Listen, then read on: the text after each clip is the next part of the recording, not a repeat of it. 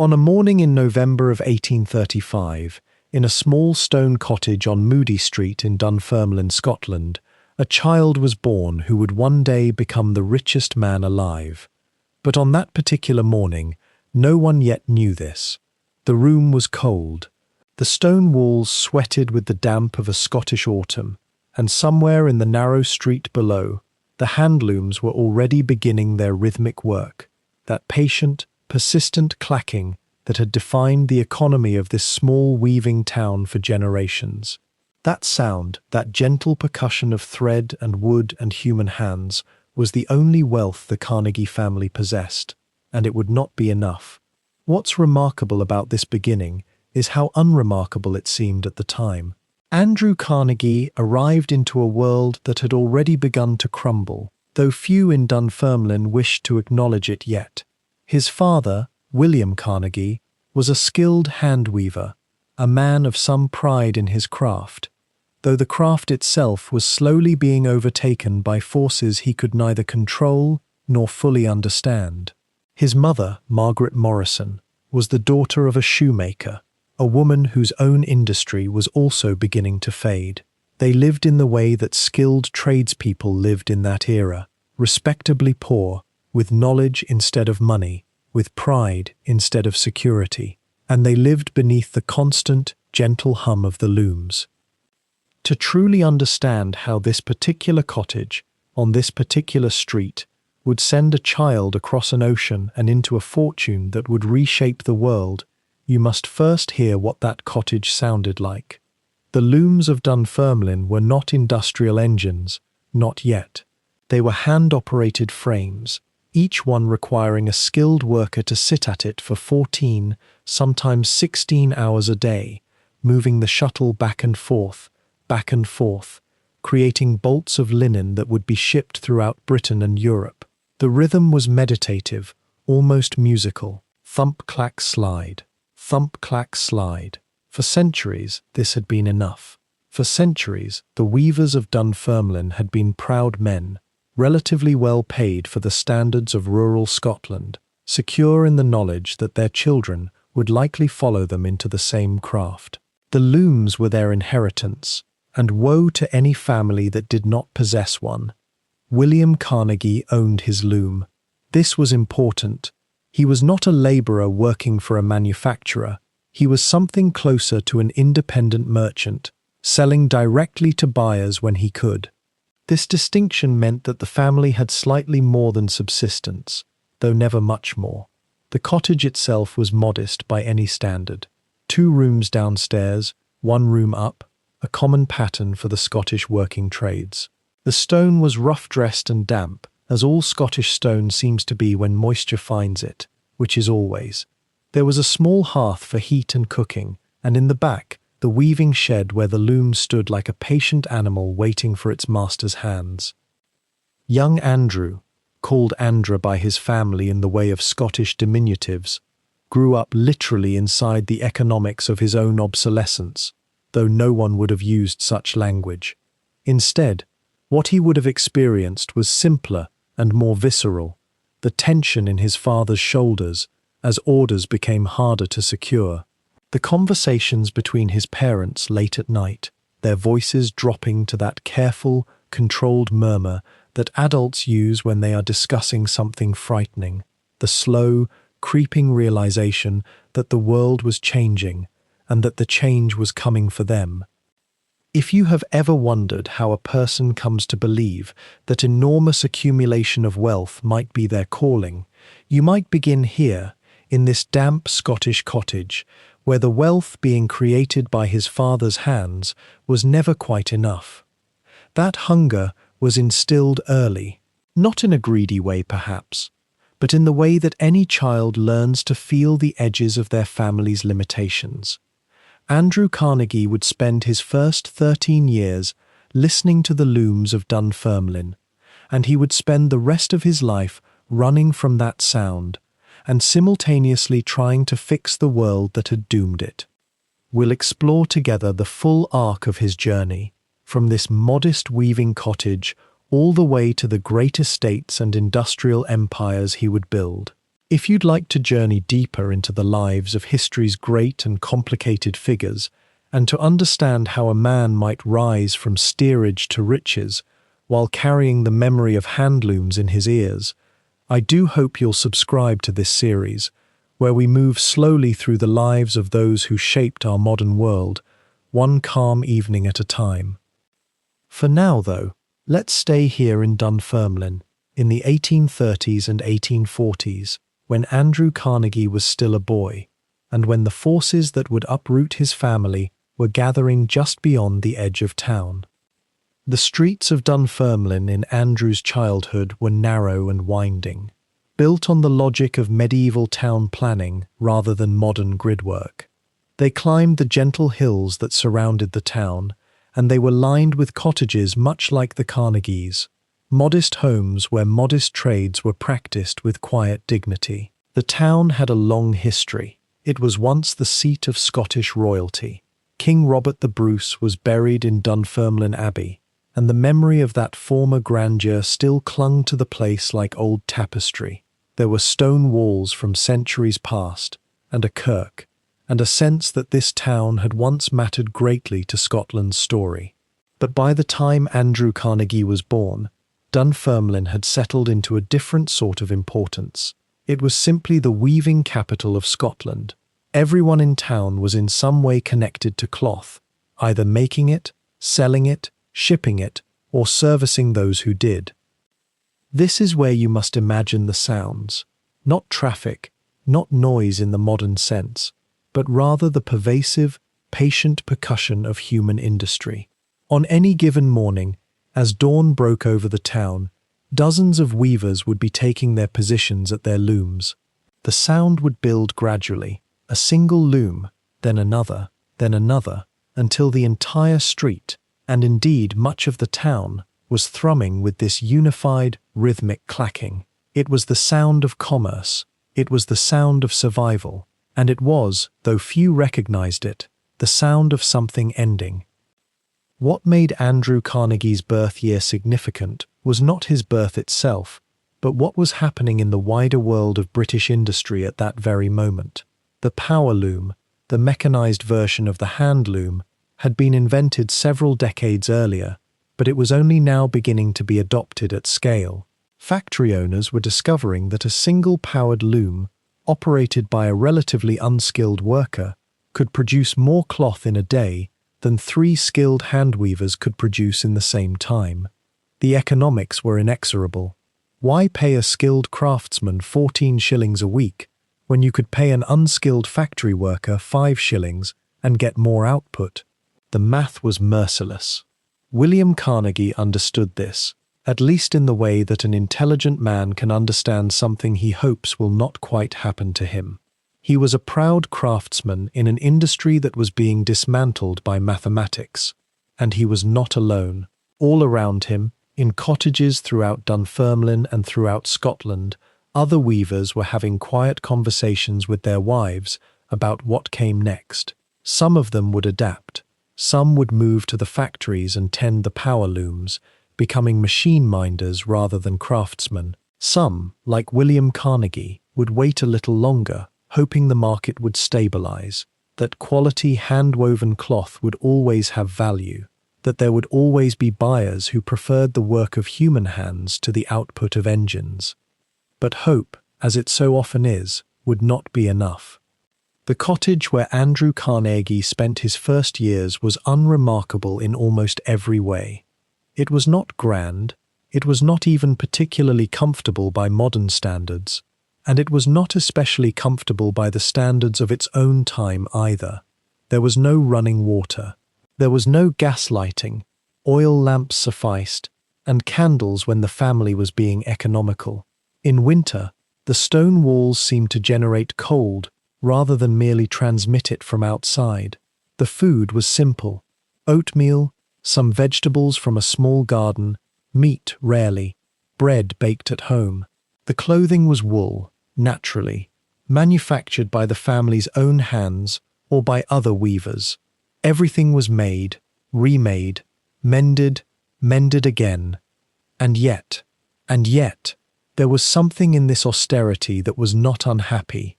William Carnegie was respected in his community. His work was skilled. His loom was paid for. His wife was capable and resourceful. They had books in their home, a luxury that indicated their literacy and education. They had ideas. They talked about politics and poetry and the state of the world. This was not poverty, as poverty might be understood in the slums of Glasgow or Edinburgh. This was the poverty of people with education and dignity, whose economic circumstances were circumscribing them nonetheless. Margaret Carnegie, Andrew's mother, emerges from the historical record as a woman of considerable force of personality. She was ambitious in a quiet, practical way. She believed in education, in improvement, in the idea that her children might rise beyond the circumstances of their birth. She would shape Andrew's understanding of the world in ways that would echo throughout his entire life. It was from her, almost certainly, that he inherited his hunger, not just for money, but for self-improvement, for knowledge, for a place in the wider world. She read to him, she taught him, she made clear through her actions and her attention that the world beyond Moody Street existed, and that her son might find a place in it. These are the small seeds of a great life, planted in a damp cottage in a weaving town on the edge of obsolescence. A mother's ambition, a father's craft, becoming precious precisely because it was becoming rare. A child born into a moment when the world was about to change, and when that change would pull a whole family across an ocean into a new world that would remake itself according to different rules. Andrew Carnegie did not know this in 1835. He knew only the sound of looms, the stone walls, the Scottish air, the love and anxiety of his parents.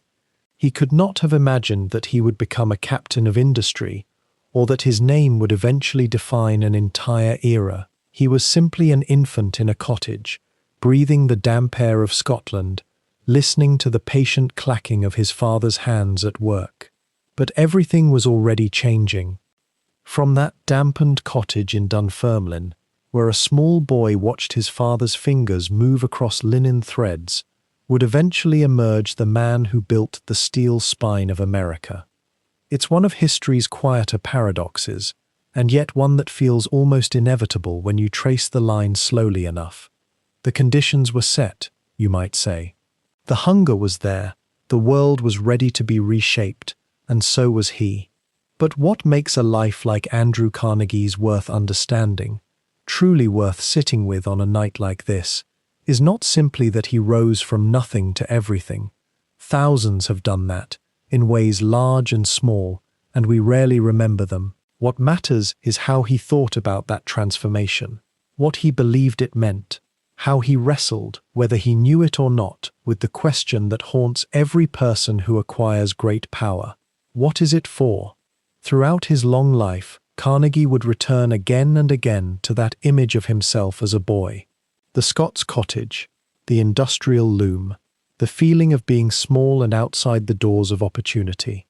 He never quite forgot it, even when those doors had swung wide open and he had walked through them so completely that others could barely trace his footsteps back. And perhaps that's why his story matters, because it's the story of someone who, having been poor, had to decide what to do with being rich. Not merely rich in money, though that came, but rich in influence, in time, in the power to shape institutions and ideas. If you find yourself drawn to these kinds of lives, the lives of people whose legacies are complicated, whose rises are unlikely, whose inner conflicts mirror some of our own, then you might consider following along as we move through more of them, as we explore the quieter corners of history, the moments when great figures were still becoming themselves, before the marble and the monuments arrived. There are many such journeys available here, each one a slow descent into the specific texture of a single human existence. Each one an invitation to think about ambition, about chance, about the strange alchemy that turns circumstances into choices. What we'll do together, moving forward through Carnegie's story, is let it unfold as it actually happened. not compressed into a lesson, but lived through, moment by moment. We'll walk his path. We'll feel the cold of that Atlantic crossing. We'll hear the sound of the railroad telegraph clicking. We'll stand near the great furnaces where steel was poured, and we'll listen to the words he wrote when he believed he'd finally understood what all of it was supposed to mean. And along the way, something curious might happen. You might find yourself recognizing fragments of your own life, your own small decisions about who you want to be and what you want your efforts to serve. For now, though, let's return to where we left him.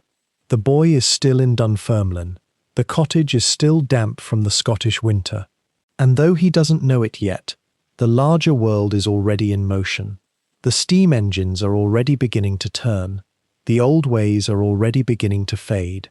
Everything that will become his life is still sleeping in possibility, waiting for the moment when ambition and opportunity will meet, and a small boy will step forward into it.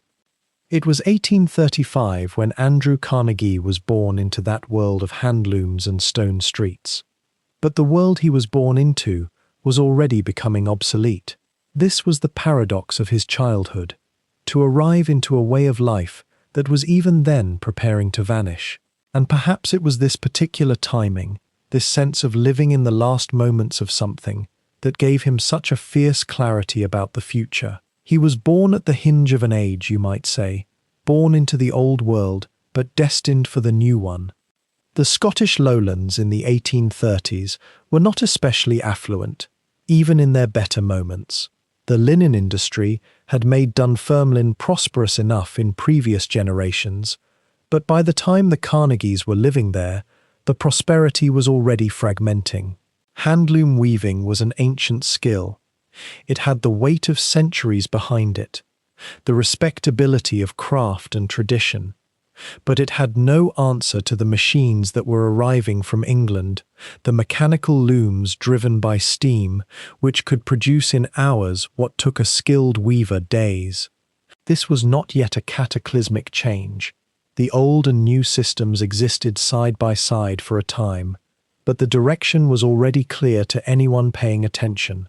The future belonged to machines. The past belonged to men. William Carnegie, Andrew's father, was such a man. A master weaver, skilled in his craft, proud of his work. He was not poor in the way that means starving or homeless.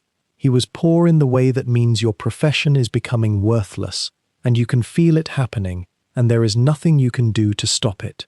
The feeling of that kind of poverty, the kind that comes not from never having had anything, but from watching what you have slowly slip away, leaves a particular mark on the people who experience it. It teaches you vulnerability. It teaches you that nothing is permanent.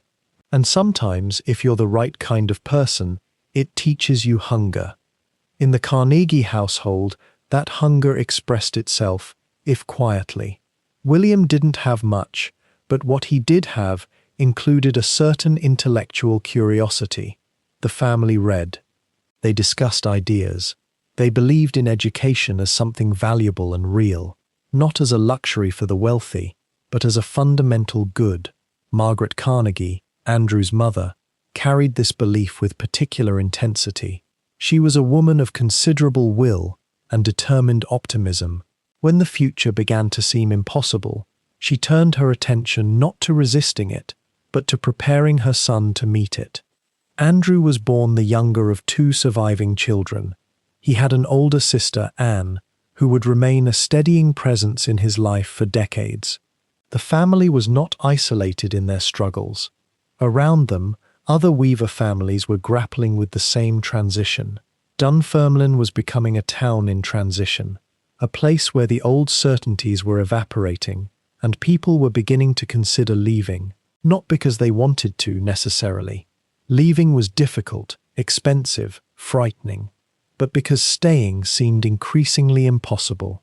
The thought would have been in the air of that cottage, even if it wasn't always spoken, the thought of America, of emigration, of starting over somewhere else, somewhere the future might have a different shape. But that thought also carried with it an enormous weight of difficulty and fear. To leave Scotland, to cross an ocean, to arrive in a place where nothing was familiar and no one owed you anything. This was not a casual decision. It was a rupture, an act of desperation mixed with hope. Yet this is precisely what the Carnegies would eventually do, and when they did, they would carry with them something more valuable than any amount of money. They would carry the experience of knowing what it feels like when your world changes, when the solid things become uncertain, when you must become someone new, simply in order to survive.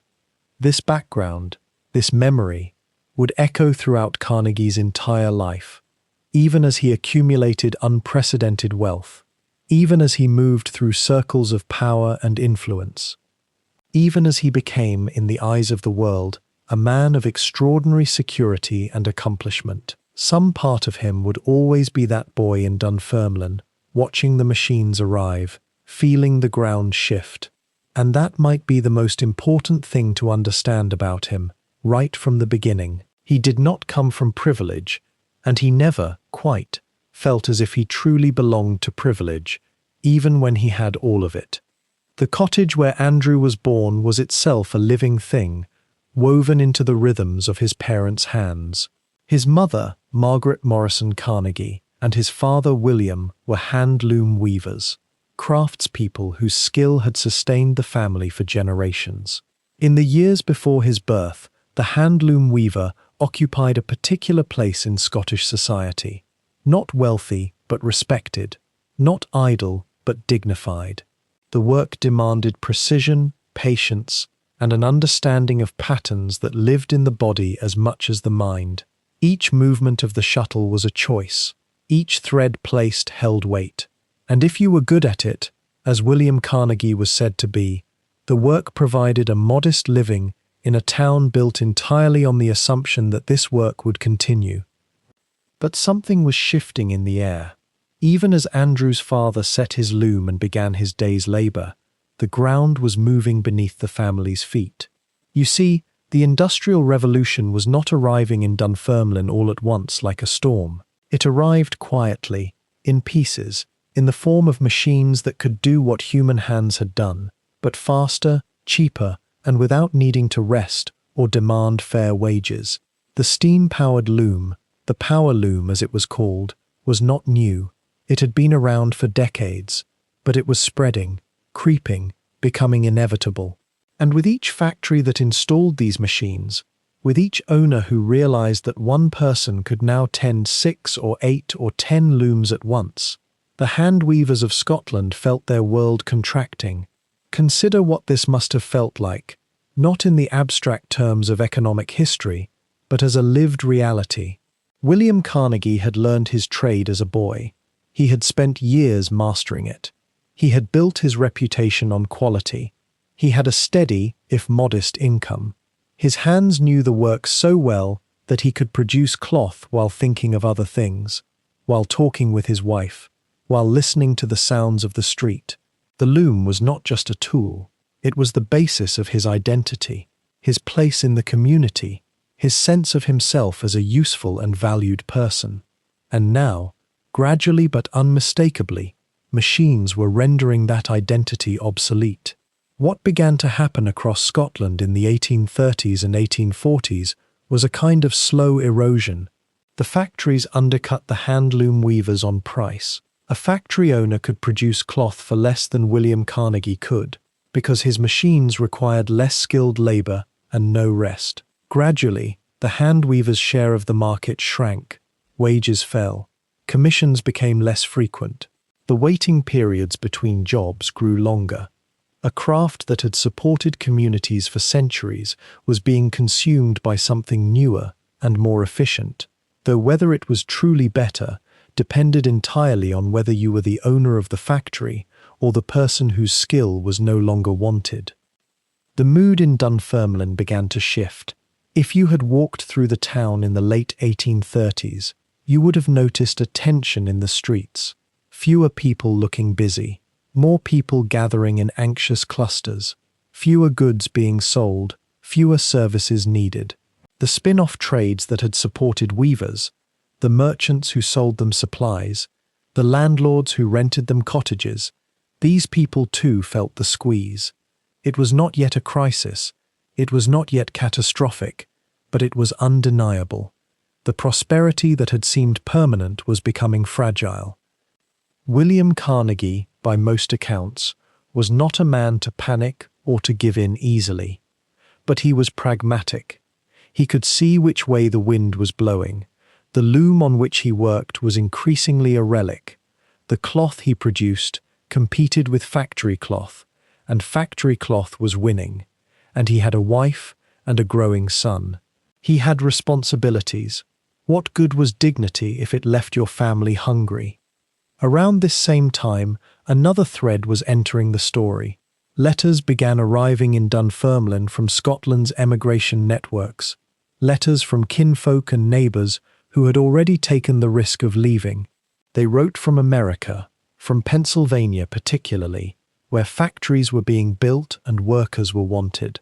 They wrote about wages that seemed almost unimaginable.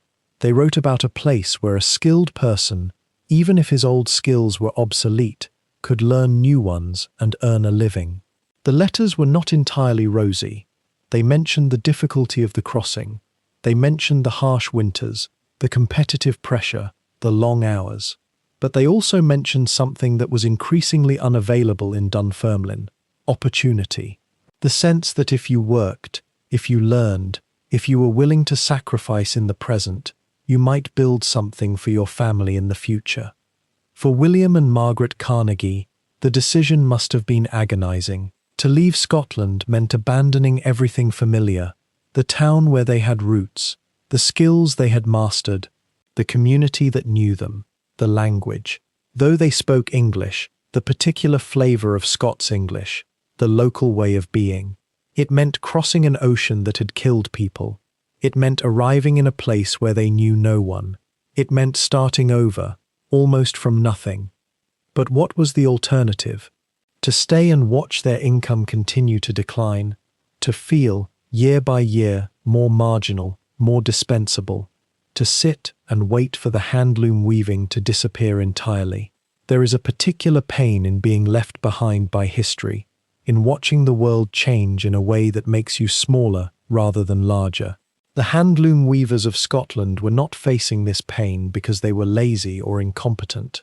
They were facing it because machines were more efficient, and capitalism always favours efficiency, regardless of the human cost.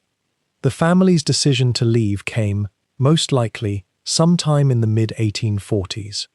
Around them, many other Scottish and Irish families were making the same choice, or having the choice made for them by circumstance. This was the age of emigration, the age when entire communities were dismantled by economic change and scattered across the Atlantic. It was neither as dramatic nor as visible as the Irish potato famine emigration that was happening at nearly the same moment, but it was real. The slow disappearance of handcraft in the face of industrial machinery was pushing thousands of families toward the door. Think for a moment about what this cost in human terms.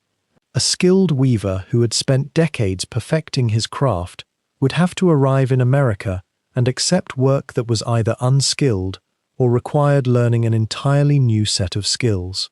Margaret Carnegie, who had her own weaving skills, would have to imagine a life where those skills might never be used again. Andrew, who was only 13 when the family left, would have no memory of becoming someone in Dunfermline. He would instead be nobody in America, starting over before he had even truly begun. This is the paradox hidden inside emigration stories. What looks from a distance like opportunity looks up close like loss. And yet, for families like the Carnegies, loss and opportunity were intertwined. You had to surrender the old world to have any hope of securing a foothold in the new one. The timing of their decision mattered. By 1848, when they finally left, the economic pressure had become undeniable. William Carnegie's own record of work and income would likely show the deterioration. The handloom market had continued its decline. The factory system had not slowed down. If anything, it had accelerated, and around them, the social fabric of Dunfermline was fraying. Some families were managing the transition by sending their children into the factories, accepting lower status and harder work. Others, like the Carnegies, were choosing the risk of emigration. In choosing to leave Scotland, William and Margaret were not choosing failure, though it might have felt that way. They were choosing a different kind of future. They were choosing to place themselves in a world that was still being shaped, where connections and luck and education and willingness might matter as much as inherited station or mastered craft. They were choosing to become Americans, and their 13-year-old son, the boy who had been born in a weaver's cottage and raised in the lingering echo of handlooms, was about to be introduced to a landscape that would be harder, faster, more competitive, and ultimately more lucrative than anything Dunfermline could have offered. The decision was made in the autumn of 1847. The looms were failing. The wages had shrunk to almost nothing. Margaret Carnegie, Andrew's mother, had begun to see their future with the clarity that comes only when there is nothing left to lose, and so the family would leave Scotland. The passage was booked for May of 1848 aboard a ship called the Richest, a wooden sailing vessel that would carry perhaps 200 souls across an ocean that, to the Carnegies, might as well have been the edge of the known world. On the day of departure, young Andrew was not yet 13. He had known nothing but Dunfermline, the grey stone, the accented voices, the particular smell of wool and moisture that clung to every corner of his childhood. The harbour at Leith was crowded with families like theirs, people who had exhausted their small savings for the passage, who carried everything they owned in trunks and bundles tied with rope. There is something to pause on here, something worth sitting with in the quiet of this hour. The Carnegies were leaving not as adventurers seeking fortune, or as exiles fleeing scandal, but as people quietly abandoned by economic forces they could not resist. They were joining a vast, mostly silent exodus of Scottish and Irish workers whose labour-powered systems were casting them off. The Richest was a merchant ship, not a passenger vessel designed for comfort. The family descended into steerage, that realm of sailing ship travel that exists in a kind of twilight between the deck above and the hold below. Picture the scene if you will, though perhaps you need not picture it too vividly. The air was thick and still, almost sentient in its dampness. Perhaps 300 people would be confined in spaces meant for cargo. Wooden bunks were stacked in rows, each one narrow enough that a person could reach out both arms and nearly touch the neighbouring berth. The smell was immediate and total, the sharp tang of bilge water mingling with the close, warm exhalation of too many bodies in too little air, the ghost scent of animals that had occupied these same spaces in months prior, the faint mustiness of timber that had absorbed decades of human suffering.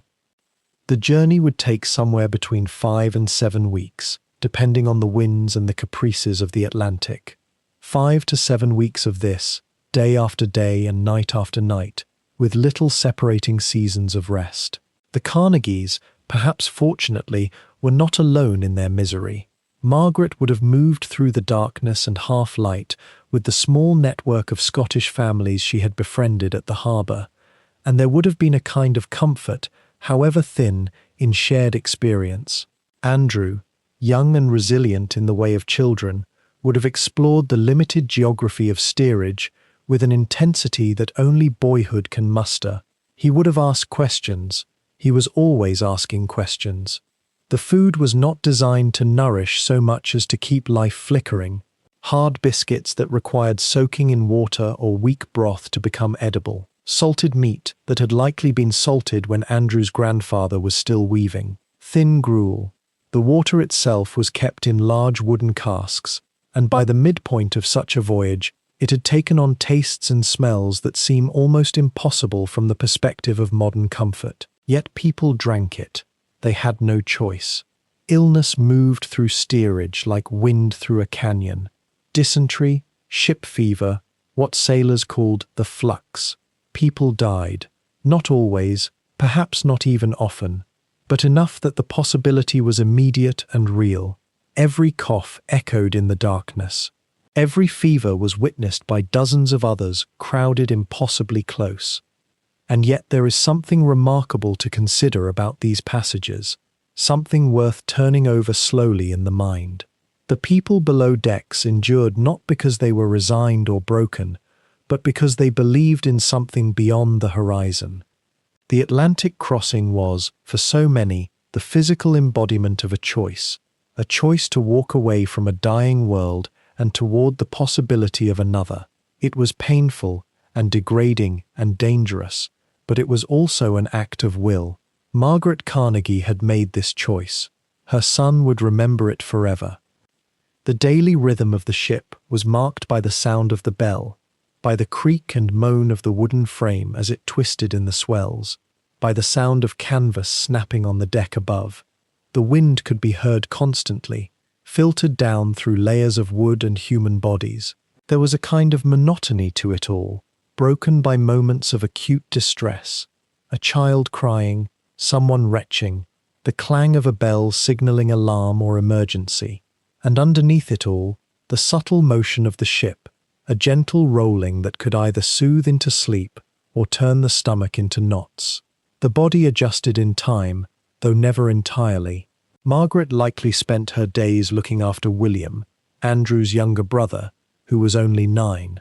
Andrew himself would have existed in that strange space between childhood and young adulthood that poverty sometimes accelerates, already understanding that something important was happening, that his life was changing in ways he could not yet articulate.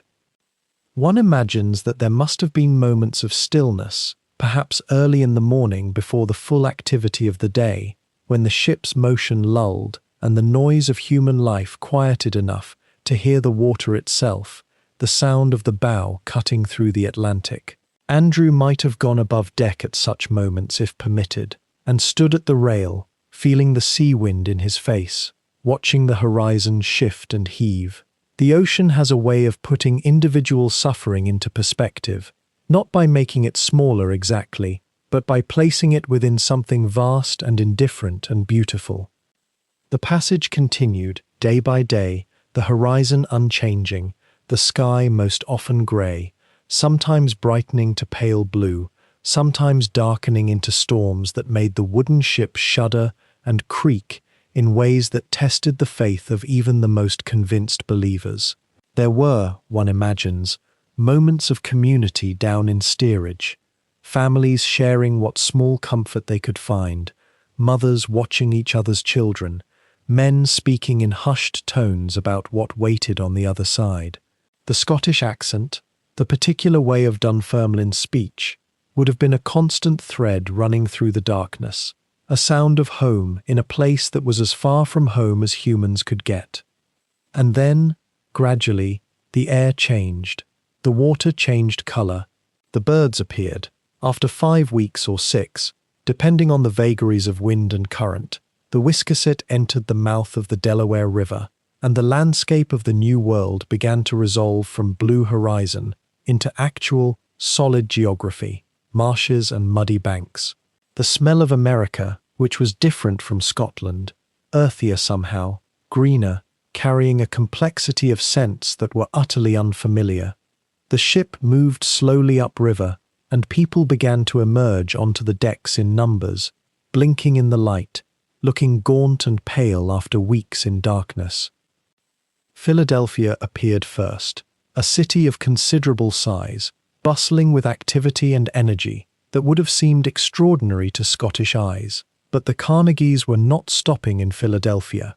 Their destination was further inland, to a place that had been chosen not by whim but by connection. A relative lived there, a foothold in the new world already established. The river continued, the landscape shifted again, and the ship moved inland along routes that would eventually carry it toward the Ohio River and the industrial heartland of Pennsylvania. The journey from the coast to Allegheny would require more travel, by flatboat or canal barge, by wagon perhaps, the exact route depending on what was available in the summer of 1848. But the worst of it was finished. The Atlantic crossing was complete. Allegheny, when the family finally arrived, was not a grand city. It was a town of maybe 20,000 people, crowded and busy and loud with industry. The sound would have been striking. The constant noise of hammers and machinery, the clang of metal on metal, the hiss of steam, the rumble of carts over uneven streets. The air was thick with smoke from the furnaces and foundries that had begun to line the rivers.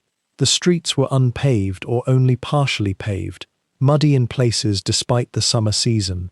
The buildings a mix of sturdy brick and rough wooden construction. It was not pretty, it was not peaceful, but it was alive with possibility in a way that Dunfermline had ceased to be.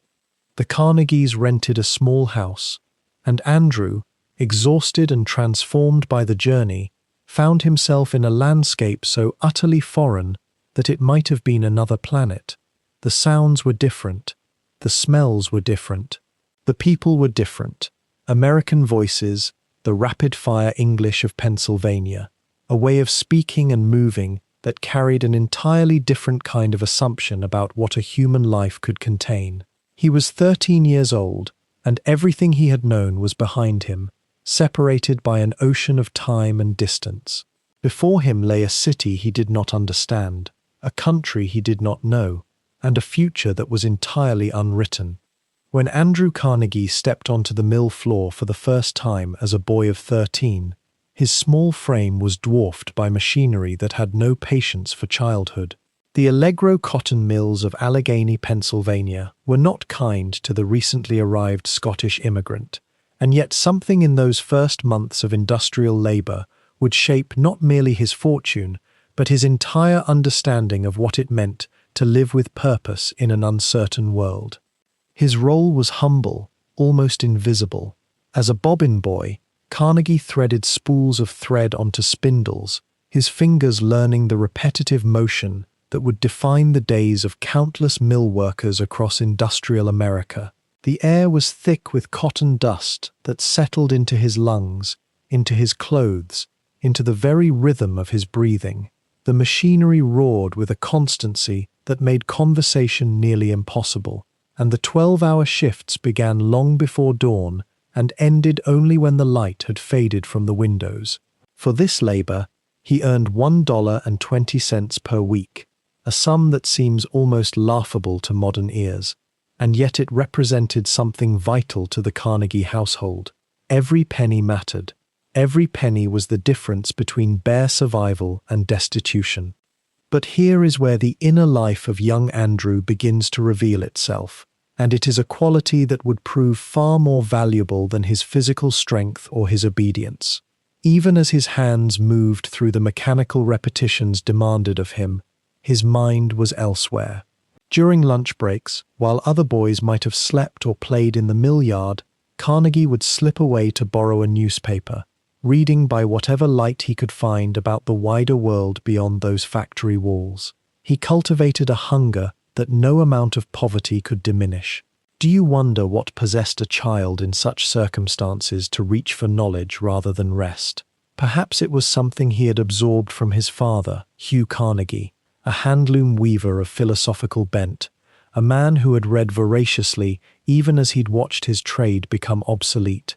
Perhaps it was something inherent in Andrew himself, a kind of restlessness that could not be satisfied by repetition alone. The bobbin boy years lasted only a short time. Within months, Carnegie's native intelligence and his quick manner caught the attention of someone with influence. He was promoted to a position as a telegraph messenger for the Ohio Telegraph Company, a role that would prove transformative in ways that extended far beyond the modest wage increase. The work required him to learn the language of the telegraph itself, that clicking, urgent Morse code that was beginning to bind the American continent together. It required him to move through the city, to be observant, to carry messages of consequence from sender to receiver. It was, in effect, his first education in the circulation of information, in how knowledge moved, and in how those who could interpret that flow of knowledge held a form of power entirely different from the physical power of machinery. His hours as a telegraph messenger were still long, still exhausting, but the nature of the work opened doors that mill floors could never open. During evening hours, he began to attend night school, studying mathematics and accounting, with the kind of fierce concentration that poverty instills in those determined not to remain trapped by it. He taught himself shorthand. He practiced telegraphy until his fingers could translate the Morse code without conscious thought. Each small skill accumulated like interest, compounded over time, and each new competency shifted his relationship to the world slightly, incrementally, toward possibility. What made this period bearable, what made it tolerable, was the existence of Colonel James Anderson's library. On the edge of the growing city of Allegheny stood a modest building, unremarkable to most passers-by, and yet for Andrew Carnegie it became something approaching sacred ground. Colonel Anderson, a wealthy manufacturer of independent mind, had opened his personal library to working boys on Saturday afternoons, asking only that they respect the books and return them in good condition. One can imagine the young immigrant walking toward that library after his shifts, his body aching, his clothes still bearing the smell of cotton mills and industrial grime, and yet feeling as though he were approaching a temple. The shelves held volumes on history, on philosophy, on the sciences. They held the accumulated knowledge of the English-speaking world, available to him for nothing but the courtesy of his attention. This hunger, this ache to understand beyond his immediate circumstances, became his defining characteristic during these lean years. He read Shakespeare and Milton, history and travel literature. He devoured books about the geography of lands he would never, he believed at the time, actually see.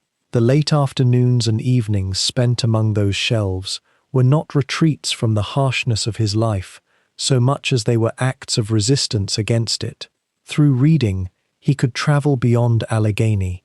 Through education, he could imagine a future different from the one that seemed most probable. Through knowledge, he could begin to understand the very forces that had dislocated his family and brought them across an ocean. And yet the sting of poverty was never entirely absent, was never quite dulled by the balm of books and evening study. His mother, Margaret, continued to work as a shoebinder. His father's health was failing. The hand weaver, broken by the transition from craft to industrial labor, money was perpetually tight. Carnegie's wages, modest as they were, still flowed into the family coffers because there was no one else. There was no safety net beyond the desperate resilience of the family itself. He could not afford to be sick. He could not afford to lose his position. He could not afford the luxury of pure study, of the kind of leisured education that young men of means might take for granted. This tension between the possibility that education suggested and the constraints that poverty imposed seems almost archetypal when viewed from a distance, and yet it must have felt, in its lived experience, far more like a constant strain. How does a young mind balance the dreams suggested by philosophy and history against the immediate demands of survival? How does one maintain hope and ambition when each day begins in darkness and each night arrives with exhaustion? And yet, this is precisely what young Andrew Carnegie learned to do. He did not transcend his circumstances through any single moment of revelation or good fortune. Rather, he accumulated small advantages, small shifts in his position, the way water wears away stone through persistent contact rather than sudden force. The telegraph messenger work led to competence. Competence led to reliability. Reliability led to notice. And through it all, the hours stolen for reading, for study, for the cultivation of his own mind, were the bedrock upon which everything else would eventually rest. It was during these years of factory work and messenger running that Andrew Carnegie encountered something that would reshape not merely his immediate circumstances, but the architecture of his entire inner life. And this encounter came, somewhat quietly, through an older man named Colonel James Anderson, a retired businessman whose name history has allowed to fade far more than it perhaps deserves. Colonel Anderson owned a small but deliberately curated library in Allegheny, and in the late 1840s, he made a decision that seems almost improbable in its generosity. He opened the doors of his private collection to working boys, the factory hands, the messenger boys, the sons of immigrants and laborers, who would ordinarily have had no access to books beyond whatever tattered volumes might circulate through charitable Sunday schools. The library was free. It asked nothing of them but that they come in respect, that they handle the volumes with care, and that they develop their minds. Can you imagine what this meant to a boy like Andrew Carnegie?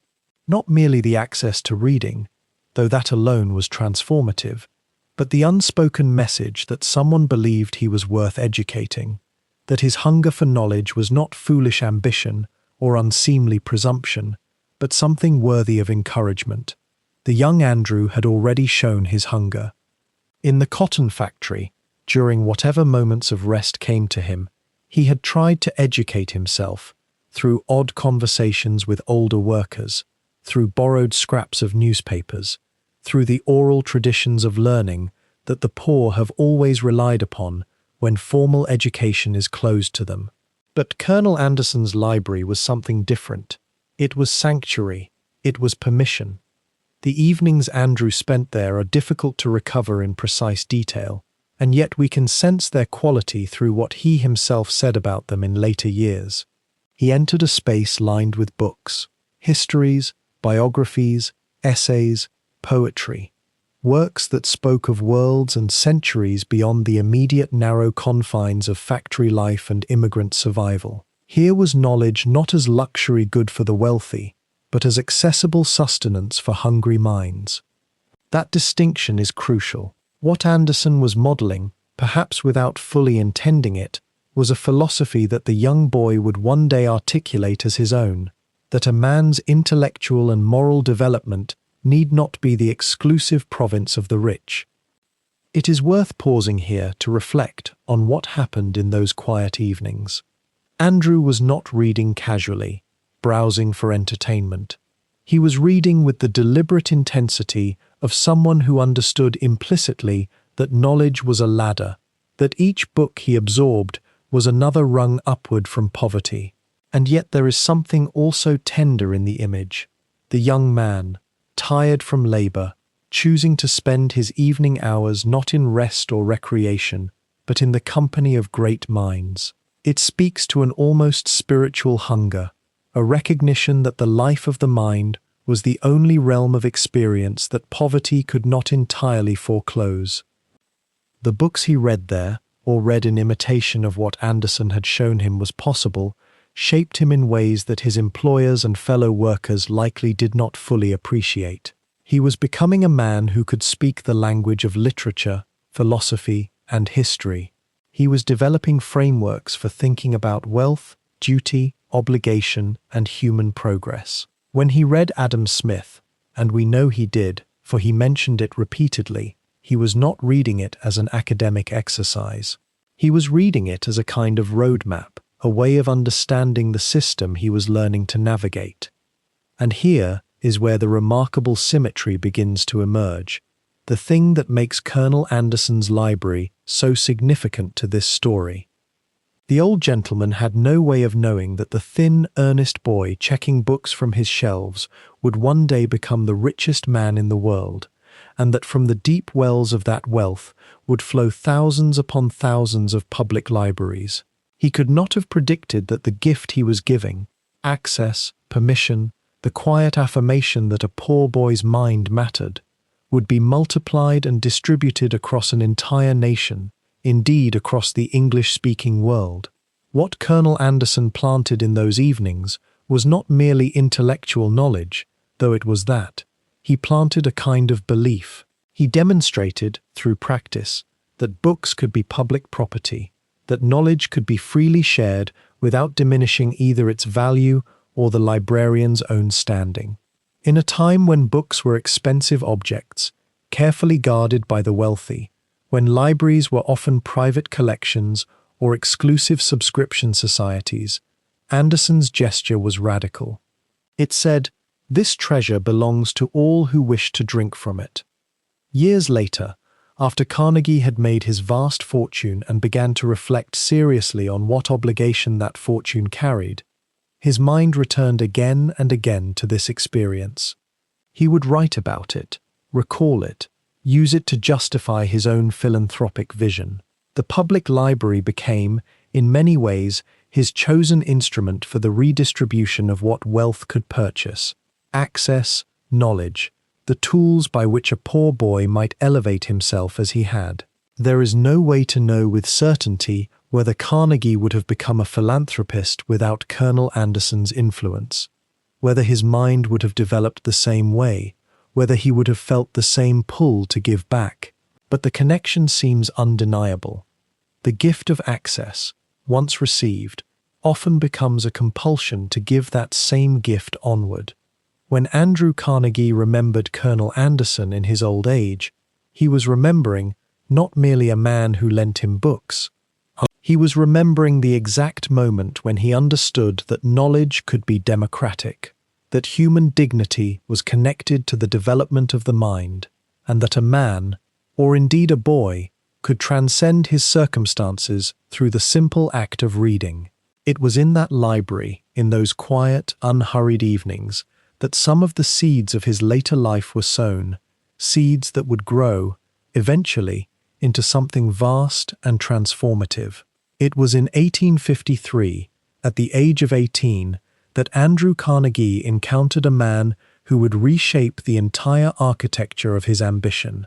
Thomas Scott, the Pennsylvania Railroad superintendent of the Western Division, needed a personal telegraph operator and secretary, and through a combination of chance, persistence, and the gentle intervention of a well-placed mentor, young Andrew found himself in Scott's orbit. This was not yet the grand moment of wealth that would come later, but it was something more foundational. It was the moment when Carnegie learned to speak the language of capital itself, as if discovering that money and industry operated according to patterns as precise and learnable as the telegraph code he had already mastered. Scott was a man of medium stature but immense presence, the kind of figure who seemed to grow larger the longer you worked in his vicinity. He had risen through the railroad hierarchy, through an almost studied attention to efficiency and discipline, and he possessed an intuitive grasp of how machines, men, and capital could be orchestrated together. Carnegie, arriving at the railroad offices with his sharp intelligence and his hunger to understand how things worked, became something of a favorite. What began as a clerical post quickly transformed into something closer to an apprenticeship in the subtle art of industrial leadership. The Pennsylvania Railroad in those years was itself a kind of university in capitalism, a vast organism that had to coordinate hundreds of workers across vast distances, manage countless locomotives and cars, synchronize timetables across regions, and somehow extract profit from the entire chaotic enterprise. Every problem that arose, a broken rail, a delayed shipment, a drunk engineer, a bridge that needed reinforcement, required decisions that balanced cost against risk, ambition against caution. Scott made these decisions with a kind of methodical deliberation that fascinated Carnegie. The superintendent would not simply bark orders. Instead, he would explain his reasoning, the calculations behind each choice, the way one decision rippled through the entire system like a stone dropped into still water. Carnegie watched and listened and gradually began to absorb a worldview that was fundamentally different from anything he had encountered before. In his father's cottage, in the mills of Dunfermline, in the steerage of the immigrant ship, in the spinning rooms of Allegheny, he had understood poverty and labor and the grinding necessity of survival. But here, in Scott's office, he was being initiated into the thinking of ownership, the perspective of someone responsible not for performing a task, but for orchestrating thousands of tasks simultaneously. It was as if he had learned to see the world from a new elevation. One of Scott's most formative lessons came through a practical gesture that seemed simple but carried profound implications. Scott began allowing Carnegie to invest small amounts of money in company bonds and stocks, explaining as he did so how capital could be put to work, how money could beget more money, how the patient accumulation of ownership shares could compound over time into genuine wealth. This was not charity or inheritance. It was instruction delivered through lived experience. Carnegie invested his modest savings and watched as dividends arrived quarterly, a gentle but undeniable proof that wealth could be generated through mechanisms other than direct labor. There was something almost tender in the way Scott took this gangling, ambitious young Scottish immigrant and taught him to think like a railroad man. He was not unkind, though neither was he sentimental. He simply seemed to understand that Carnegie possessed the rare combination of intellectual hunger and practical shrewdness that might one day make him useful at a higher level.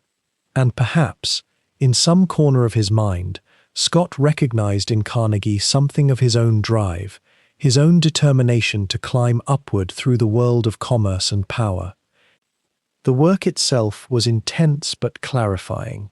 Carnegie would sit at the telegraph key, receiving messages from across the network, and gradually he began to understand how information flowed through the railroad like blood through veins. Delays in communication meant delays in trains, which meant financial losses. The telegraph operator was not simply a functionary, but a crucial node in a vast network of dependency. A single mistake, a misunderstood message, could cascade into chaos. This understanding of how systems worked, how every element depended upon every other element, would become foundational to Carnegie's later thinking about industrial organization. Scott also demonstrated, perhaps without fully intending to, the virtue of close attention to detail, combined with the ability to think in grand patterns simultaneously.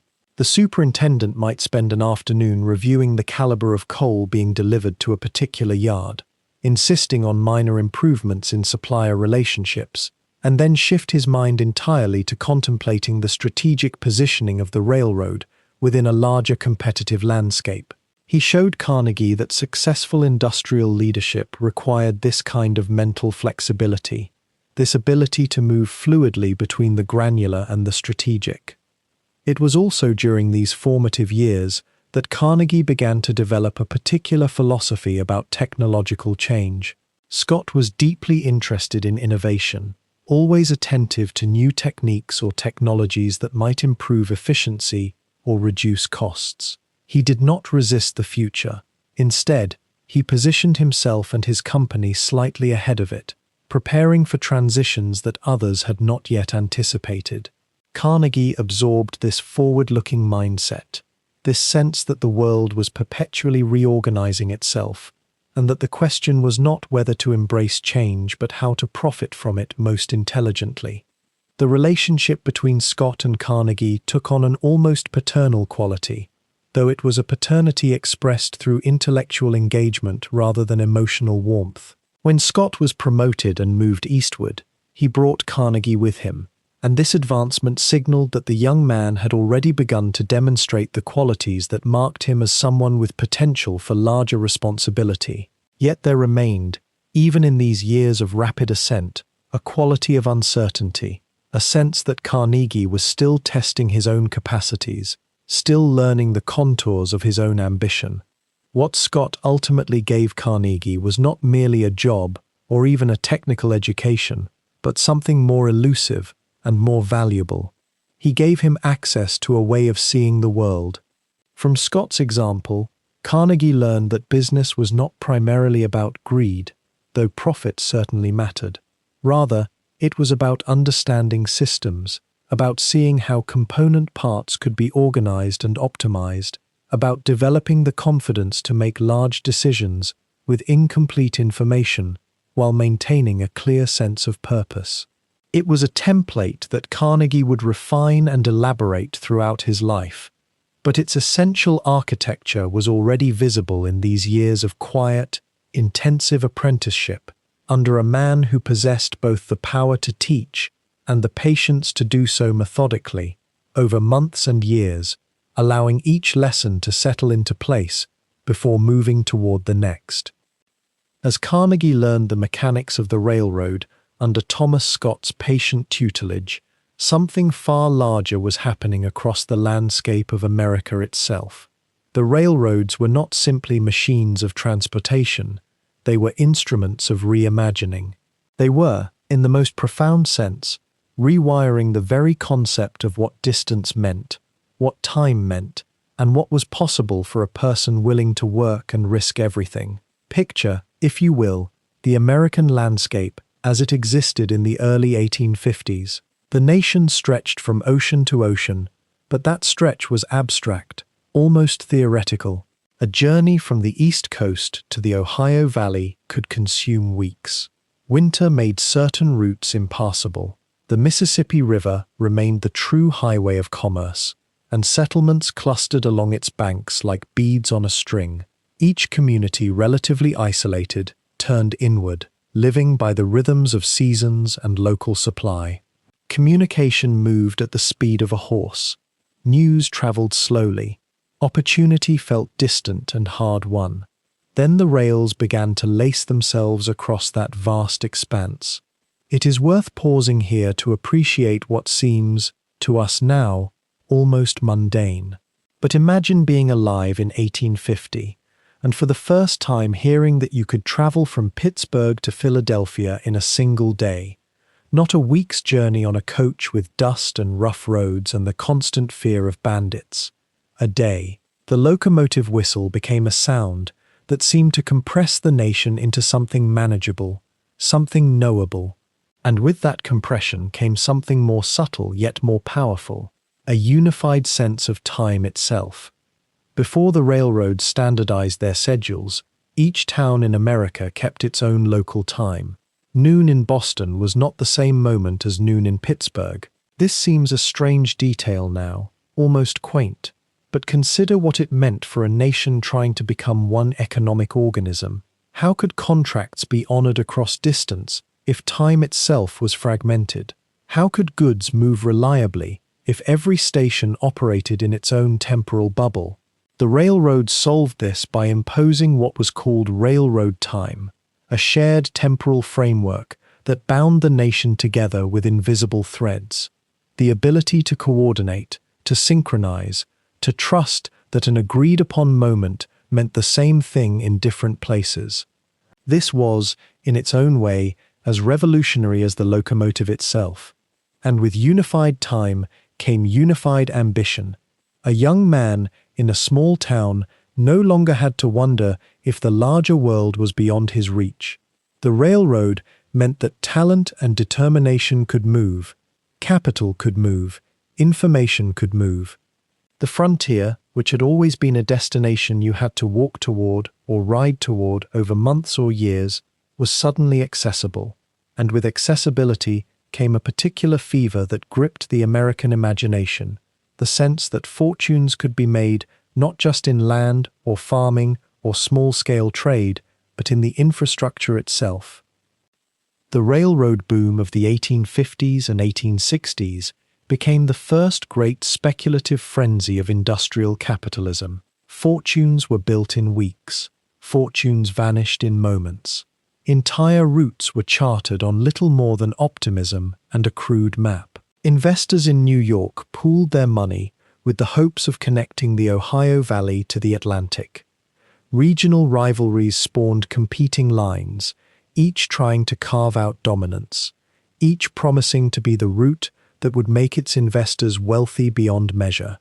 This was capitalism in its rawest form, not the careful, measured accumulation of a merchant or a farmer, but the rapid, almost reckless concentration of capital, driven by the promise of connecting the nation to itself.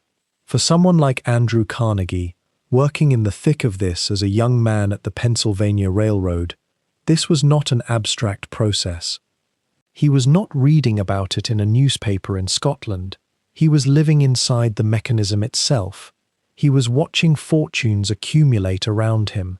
He was observing how capital moved, how risk was calculated, how men positioned themselves to profit from the reshaping of the nation's geography. And more importantly, he was learning that this reshaping was not a one-time event. It was accelerating. By the time Carnegie was in his 20s, the railroads were not just connecting existing places, they were creating new places. Towns sprang up along the rail lines because goods could now move to them. Resources that had been inaccessible because of distance became suddenly valuable because they could now be transported. The coal of Pennsylvania, which had been difficult to market beyond a certain radius, became a commodity of national importance once the rails could carry it cheaply to furnaces and engines across the country. The iron ore of Minnesota, locked away in remote wilderness, could now feed the mills of Ohio and Pennsylvania. The wheat of the Midwest, which had rotted in storage in isolated communities, could now move to hungry cities on the coasts within days. This was the ambient context of Carnegie's education. Every decision he made, every risk he calculated, every investment he considered was happening inside a transformation that seemed almost biblical in scope. The American continent was being unified. Distance was being conquered. And with that conquest came the slow realization among ambitious men that the profits were not in the goods themselves, but in the networks that moved them. The railroads created, in a sense, the template for industrial capitalism. Build the infrastructure, control the network, profit from the movement of everything else through that network. There is something almost hypnotic about studying this period, because one can sense the moment when the American imagination shifted. Before the railroads matured, success meant owning something: land, a business, a store. After them, success increasingly meant owning the means of moving things, controlling the passage through which commerce flowed. The railroad was the first truly national network, and it taught an entire generation of ambitious men like Thomas Scott, men like Jay Gould, men like Andrew Carnegie, that the future belonged to those who could think systematically about moving capital, resources, and people across continental distances. And perhaps this is why Carnegie, though he never owned a railroad himself, learned so much from his years in that world. The railroad magnates of his generation were, in many ways, the first modern capitalists. They had to think about labor costs and maintenance schedules. They had to calculate risk and profitability across vast enterprises employing thousands of workers. They had to negotiate with governments and investors and rival companies. They had to innovate constantly because the competition was fierce and the capital requirements were enormous. In learning how to navigate that world as a young man, Carnegie was absorbing lessons that would shape his entire industrial career. The railroads, in the end, did more than connect the nation's geography. They rewired the ambitions of everyone who came of age during their expansion. They made the accumulation of industrial wealth seem not just possible, but inevitable for those clever enough and ruthless enough to position themselves correctly. And they made clear that in the new industrial age, the game was not about making individual goods, but about controlling the systems through which goods moved. Carnegie would eventually apply these lessons to steel, building not just a steel mill, but an integrated network of mills, mines, and transportation that would form an empire. But first, he had to understand the grammar of the railroad itself, the logic of network, velocity, and systematic profit. And in that understanding lay the seeds of everything that would follow. By the time Andrew Carnegie reached his early 30s, he had learned something that most men never grasp: that capital itself, when planted carefully and tended with patience, grows as reliably as any crop. He was not yet the towering figure of industrial legend. He was still a man of modest means, but his mind had become a kind of compass for opportunity, and he had begun to understand that the railroads themselves, the very organism he served, contained within them the seeds of unimaginable wealth. It was Thomas Scott who first turned his gaze toward the sleeping car business. Scott had invested in a new venture, a company that manufactured those comfortable compartmented cars that allowed travelers to rest during long journeys across the continent. The idea itself was not revolutionary, but its timing was. As the railroad network expanded after the Civil War, as lines stretched from the Atlantic to the Mississippi and beyond, the demand for such comfort grew steadily. Scott invited Carnegie to join him in this investment, and here we find ourselves at a small turning point, quiet but consequential, one of those moments that rarely announces itself as significant at the time. Carnegie purchased a share in the Pullman Company, or more accurately, he purchased shares in one of the early sleeping car manufacturers that would eventually be eclipsed by George Pullman's grander vision, but the principle was the same. Picture him in his modest Philadelphia office, receiving the quarterly reports, watching the dividends accumulate with a slowness that would have frustrated a man of less temperament. But Carnegie was never impatient in his accumulation. He understood that compound interest was time's own form of magic, and he was content to wait. The returns from the sleeping cars were steady, perhaps not spectacular, but they were reliable. A man traveling from Boston to New York, or from New York to Chicago, paid for the comfort of that berth, and that payment became revenue, and revenue became profit, and profit became capital that could be reinvested elsewhere. It was a simple cycle, but Carnegie grasped its beauty. He was learning to think not in terms of wages earned through labor, but in terms of capital at work, multiplication happening almost invisibly in ledgers and account books. Alongside the sleeping car investment came oil. The discovery of petroleum in western Pennsylvania in 1859 had set off something resembling fever, though one conducted in cooler business terms than the gold rushes of California. Wells were drilled, refineries sprang up, pipelines were constructed. And here again, Carnegie saw the connection to railroads. How would this oil be transported to distant refineries and distant markets? By rail. How would the rails themselves be made? From steel. The entire ecosystem was interconnected, and a man who understood those connections could position himself at the center of the pattern. Carnegie invested in oil stocks and oil lands with the same careful methodology he had learned under Scott. He did not gamble on wild speculation. He did not pour his resources into a single promising well and pray for a gusher. Instead, he bought shares in established operations, he took small positions in promising fields, he diversified his holdings. If one investment faltered, others would compensate. If one market shifted, he had positioned himself in multiple markets. It was the opposite of recklessness, and it was also the opposite of the romantic narratives we sometimes hear about self-made men striking it rich on a single brilliant stroke. Carnegie's path was slower, more methodical, and for that reason, more durable.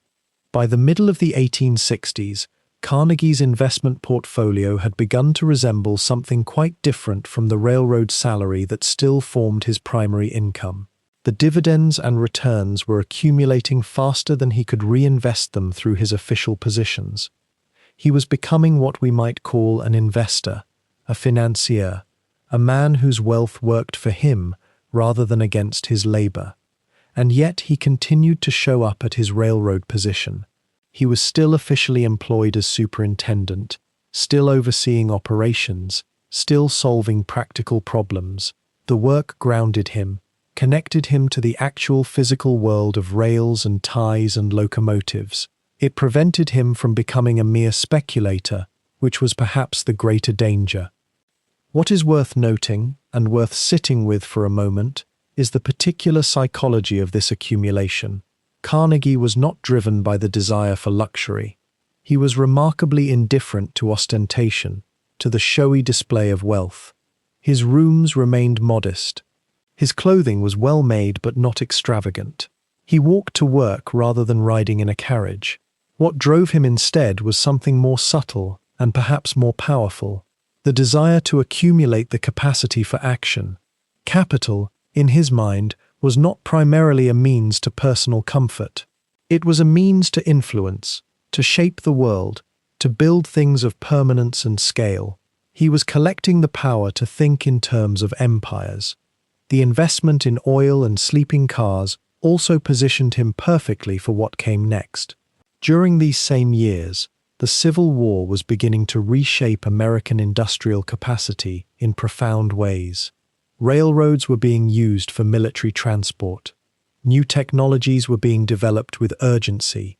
Fortunes were being made and lost at an accelerating pace.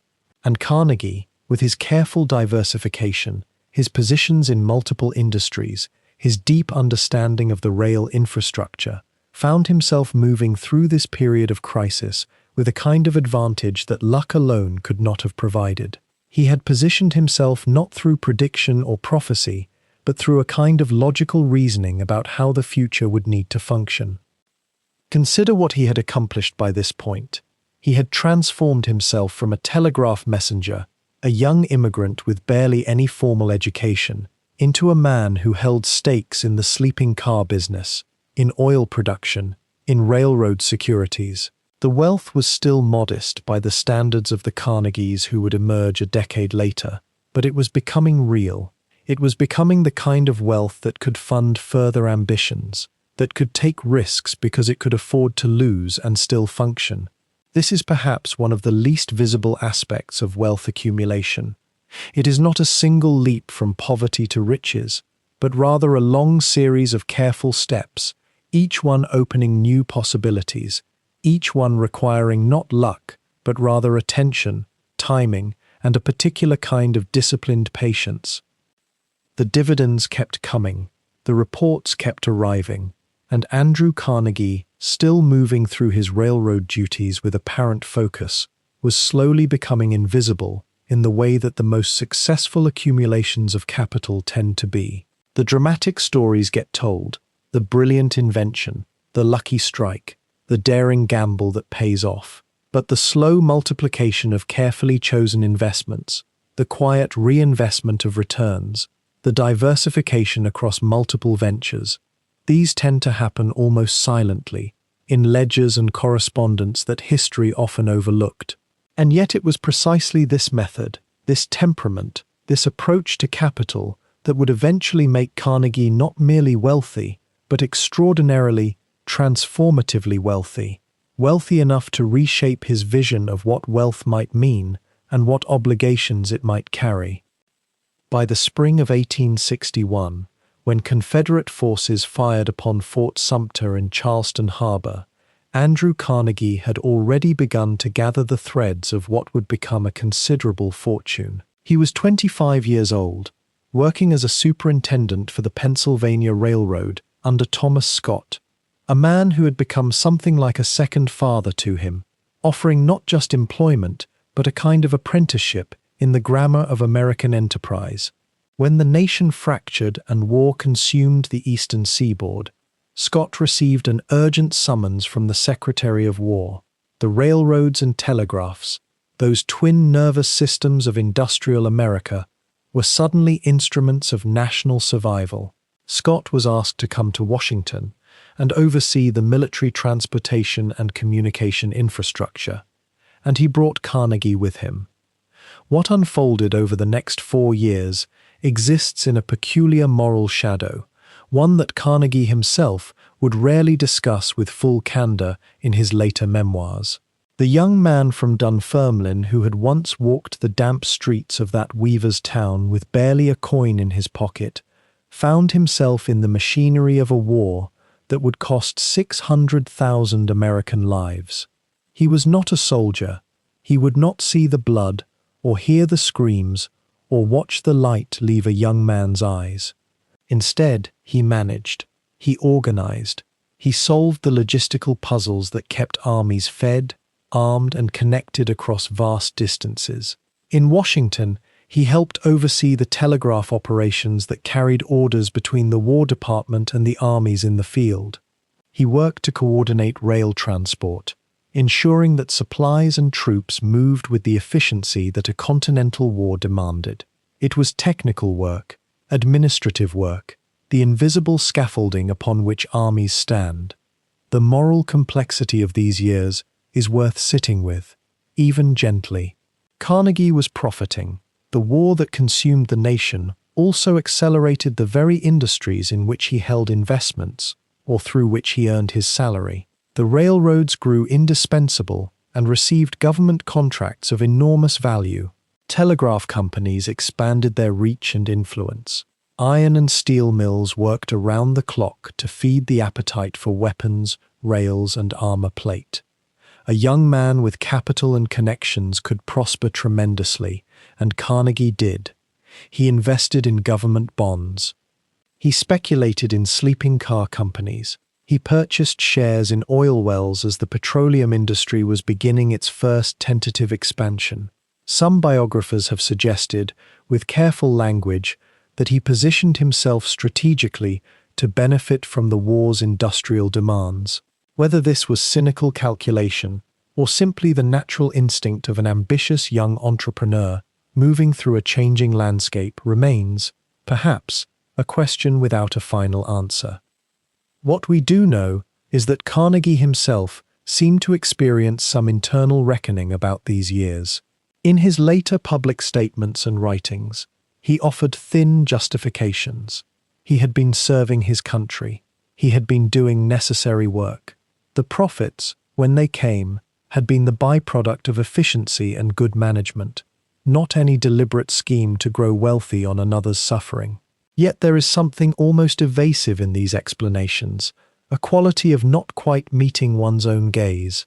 Perhaps, in the quiet hours of his later life, he understood that a man cannot move through a cataclysm untouched, that to prosper while millions suffer carries a weight that no amount of later generosity can fully discharge. During the war, he was introduced to some of the most powerful men in the American government and military. He met Secretary of War Edwin Stanton, a fierce and brilliant administrator who recognized in Carnegie a kindred spirit, someone who could solve problems through organization rather than rhetoric. He corresponded with generals. He moved through rooms where the fate of the nation was being decided. This was not insignificant. For a young man born in a weaver's cottage in Scotland, whose father had been unable to find work in the new age of steam, the access to power was intoxicating. It opened doors that talent and education alone, no matter how fierce, could not have pried open. The work was also, in its way, genuinely useful. The coordination of telegraph lines and rail networks during wartime was a real skill, one that required precision and judgment. Confusion in these systems cost lives. Delays in supply or communication could determine the outcome of battles. When a train full of wounded soldiers needed to be moved from a forward position to a hospital in a distant city, the person who ensured that the locomotives were ready and the tracks were clear was doing something necessary. This is the peculiar nature of war logistics. The work is real and urgent, and on some level, justified by the emergency of the moment, and yet the person doing it is also, inevitably, a participant in the machine, benefiting from the very crisis they are helping to manage. One anecdote survives from these years that captures something of Carnegie's character during this period. He was in Washington when a telegraph line went down and important military communications were being lost. He worked through the night to restore the connection, solving a technical problem that others had thought unsolvable. When he emerged in the morning, exhausted but satisfied, he had the particular pride that comes from solving a puzzle that matters. This was his gift, and, perhaps, his excuse. He could take complicated problems and reduce them to their essential elements, then organize the solution with elegance and precision. That these problems existed within the context of a nation tearing itself apart was, for him, almost secondary to the intellectual satisfaction of the work itself. The Civil War years also exposed Carnegie to the concept of vertical integration, though perhaps not in those words. He saw that the coordinated movement of goods and people across great distances required the management of multiple systems working in concert. Rail lines had to connect with telegraph wires. Supply depots had to align with transportation schedules. Communication had to be instantaneous. Later, when he moved into the steel industry, he would remember these lessons and apply them ruthlessly. The war, in a sense, was a vast laboratory for testing the principles of industrial organization that would make him one of the richest men alive. By the time the war ended in 1865, Carnegie was a man transformed. He had moved beyond the working class.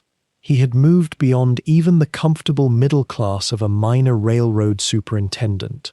He had capital now, accumulated through wages and careful investment, through bonds purchased and sleeping car companies and oil speculation.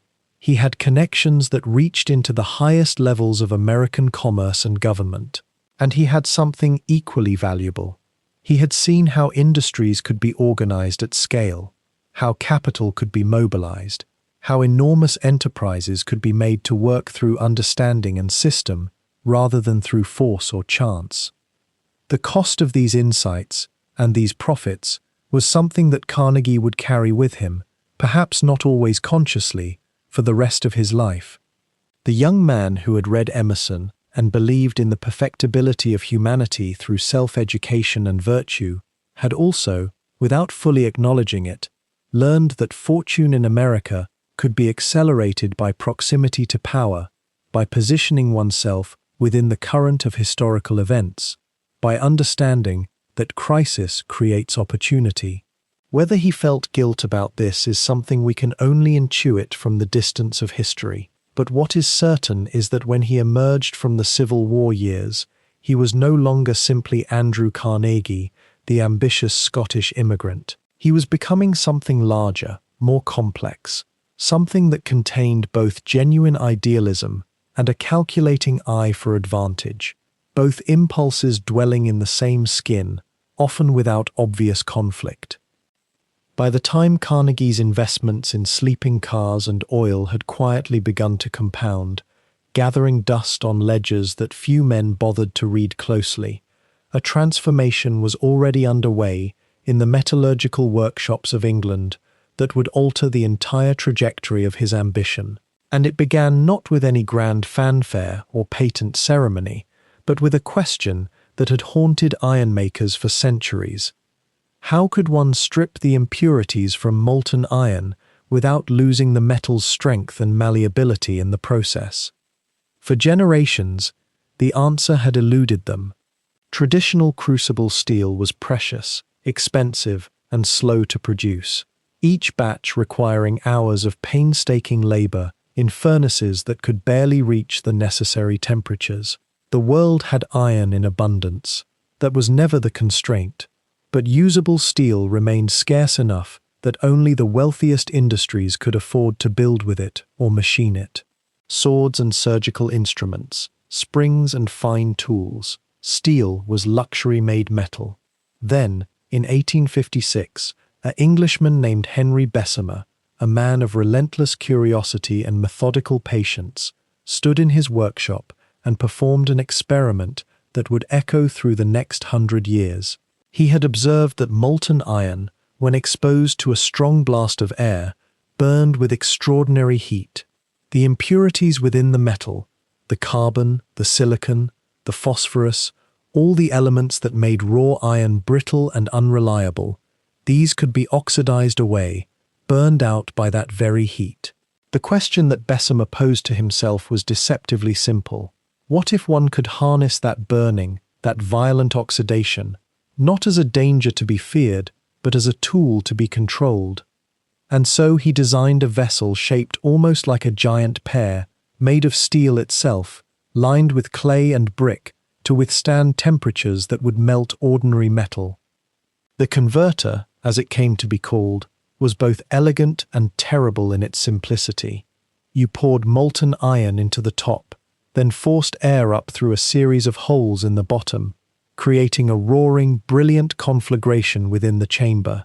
The impurities burned away as gases or melted into slag, which floated atop the purified metal below. In less than 30 minutes, an almost miraculous speed-up compared to the old method, one had usable steel, Not fine steel, not yet. The early Bessemer process produced a brittle product unsuitable for railroad track or heavy construction. But it was fast, it was abundant, and it could be made cheaply. The implications were staggering, though many in the industry were slow to grasp them. Here was a technology that would make steel no longer a precious commodity, but a common material, available in quantities that would have seemed impossible to an ironmaker of the previous generation. Imagine suddenly being able to produce 100 tons of steel in a single day, rather than producing 10 tons over the course of a week. The calculus of what could be built changed entirely. When news of the Bessemer converter reached America, most of the steel industry there greeted it with skepticism. American iron ore, particularly the ore from the Lake Superior region, was high in phosphorus, precisely the element that made the Bessemer process fail. The converter would produce steel that was weak, brittle, unsuitable, or so the conventional wisdom insisted, and for years that wisdom held. The Bessemer method flourished in England and Scotland, where the local iron ore cooperated with the chemistry of the process, but it seemed destined to remain a European marvel, inaccessible to American ambition. But by the 1870s, a few methodical men willing to experiment where others saw only obstacles, began to ask different questions. What if one could treat the ore beforehand, removing some of the phosphorus before it entered the converter? What if the clay lining of the converter itself could be modified, enriched with limestone, to chemically bind the phosphorus into the slag? It was a matter of patience, of systematic variation, of watching what happened when you changed one variable at a time. And during those same years, another discovery rippled through the mining communities of Minnesota and Michigan. Massive new deposits of iron ore had been discovered in the Mesabi Range, deposits so vast and rich that they seemed almost inexhaustible. The ore was close to the surface, easy to extract, and could be transported by rail to the furnaces of Pennsylvania and Ohio. The geography of American industry was reshaping itself around this mineral abundance, and the question was no longer whether steel could be made cheaply in America, but who would be the one to seize that opportunity. Bessemer's invention had created the possibility. The geography of ore had created the means. But it required a certain kind of mind, a mind capable of seeing not just the technology as it existed, but imagining how it could be improved, applied, scaled up beyond anything the inventor had originally envisioned. It required someone willing to invest enormous sums of capital on the faith that a process could be refined, that obstacles could be overcome, that the economics would eventually align in one's favor. Consider, for a moment, the quiet courage that such an investment demanded. In the 1870s, steel was still relatively new to America, still unproven in the minds of many engineers and railroad executives. To pour millions of dollars into constructing an enormous Bessemer plant, betting that the ore from Lake Superior could be made to work with the process, betting that prices would remain favorable, betting that demand would continue to grow. This was not a cautious business decision. It was an act of visionary confidence, or perhaps, depending on one's perspective, an act of remarkable gamble. And it was precisely the kind of gamble that Andrew Carnegie had learned to make during his years under Thomas Scott, during his careful study of profit margins and capital accumulation, during those quiet evenings when he had begun to understand that the railroad, his first love, his first teacher in the language of industry, was itself dependent on steel, dependent on the availability of rail that was strong, reliable, and abundant. The railroads needed steel. The nation was building railroads faster than anyone had imagined possible, and if one could produce steel cheaply and in vast quantities, well, then the mathematics of wealth almost worked themselves out. The Bessemer process, then, was not merely a technological innovation. It was the silent permission slip that Carnegie needed, the invisible hand that whispered to his ambition that the moment had arrived, not yet, not quite, but approaching. The machinery was in place, the ore was available, the capital could be raised. All that remained was for someone to step forward and claim it, to take the technology from the realm of possibility and drive it into the bedrock of American industry. And so, as the 1870s deepened and Carnegie watched the steel business with increasing fascination, saw the first successful American mills beginning to operate, saw the prices of steel beginning to fall and the applications beginning to multiply, as all of this unfolded quietly, almost below the surface of public attention, he began to ask himself a new question, one that would consume the next phase of his life entirely. What if he could do this? What if he could build something larger than anything that had yet been built? A steel mill so vast and so efficient that it would rewrite the economics of an entire industry. By the middle years of the 1870s, Andrew Carnegie had accumulated enough capital, through railroads, sleeping cars, oil ventures, and careful, patient investments, to begin thinking in a new register altogether. The railroad had taught him how to think in systems, in networks, in the orchestration of separate pieces into a functioning whole.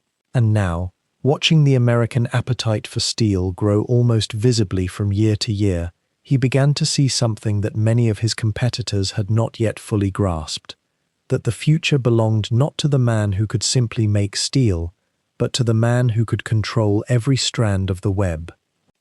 The Edgar Thomson Steel Works, named in honor of the Pennsylvania Railroad executive who had become something like a patron and mentor to him, rose near the town of Braddock, Pennsylvania, in 1875.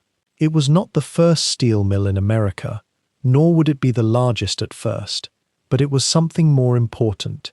It was a temple to a very particular philosophy about how industrial power should be organized. Picture, if you will, the landscape that Carnegie had chosen, a place where rivers ran and railroads converged, where coal was near and iron ore could arrive by water and rail. Every element was calculated. Nothing was left to chance that could possibly be controlled. The philosophy that animated the Edgar Thomson Works, though Carnegie would not speak of it in such grandiose terms, was what business historians would later call vertical integration. In the simplest language, it meant this.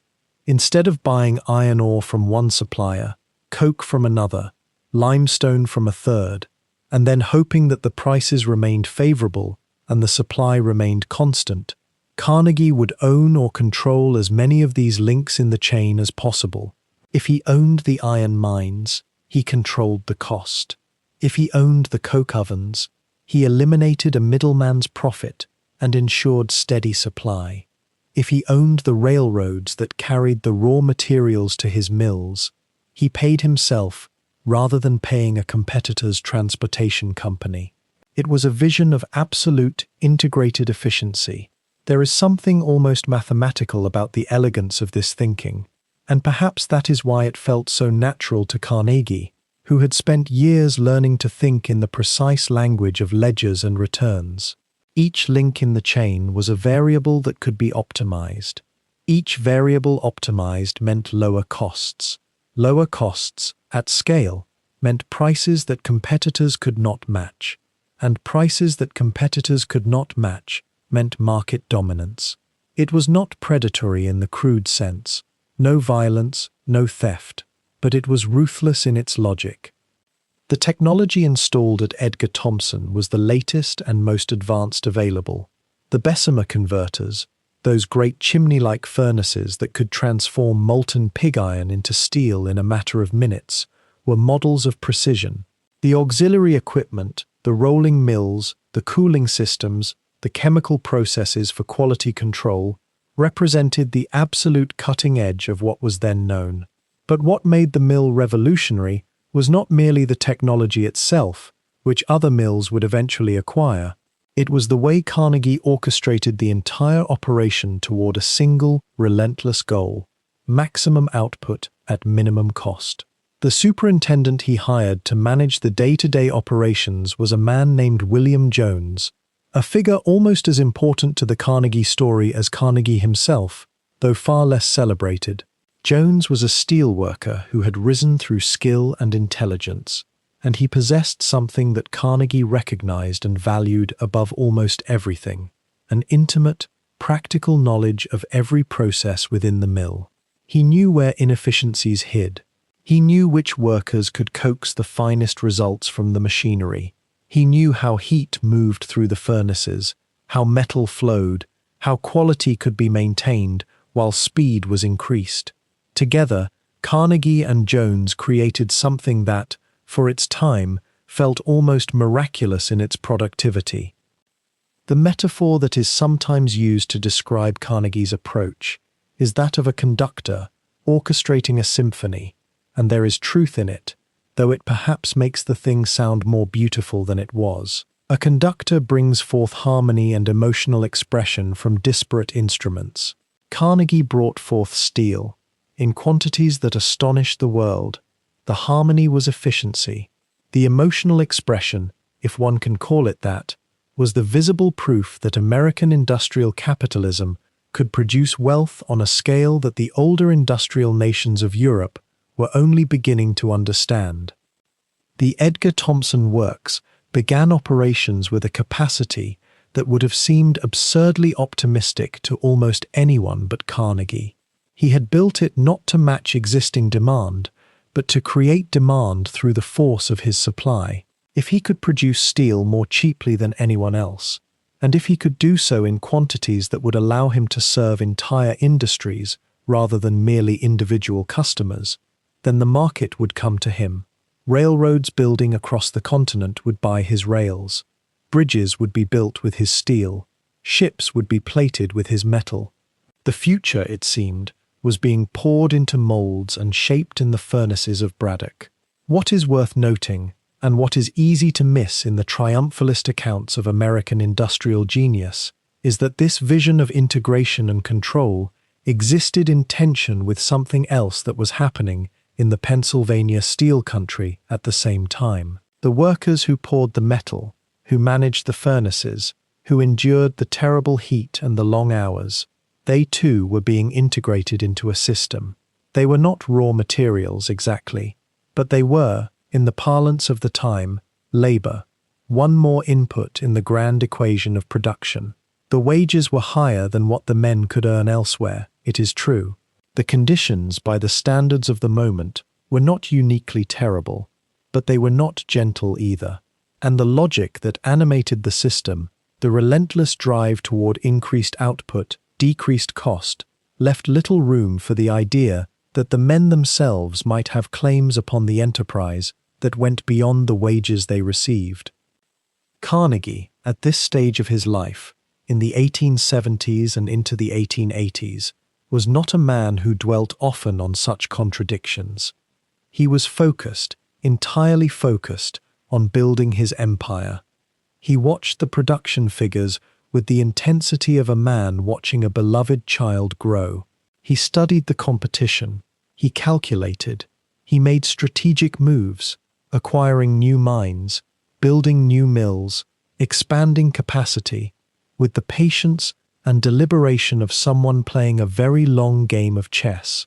The Edgar Thomson Works was not the end of his ambition, it was the foundation. And in a sense, it was the physical manifestation of something that had always lived in Carnegie's mind, the dream of mastery, of creating order from chaos, of building something so efficient, so well coordinated, so perfectly adapted to its purpose, that it seemed almost like a force of nature itself, inevitable and irresistible. The mills hummed, the furnaces glowed, the steel flowed, and with each ton that left the works, Carnegie's fortune grew, and the dream of an American industrial empire solidified into steel and stone.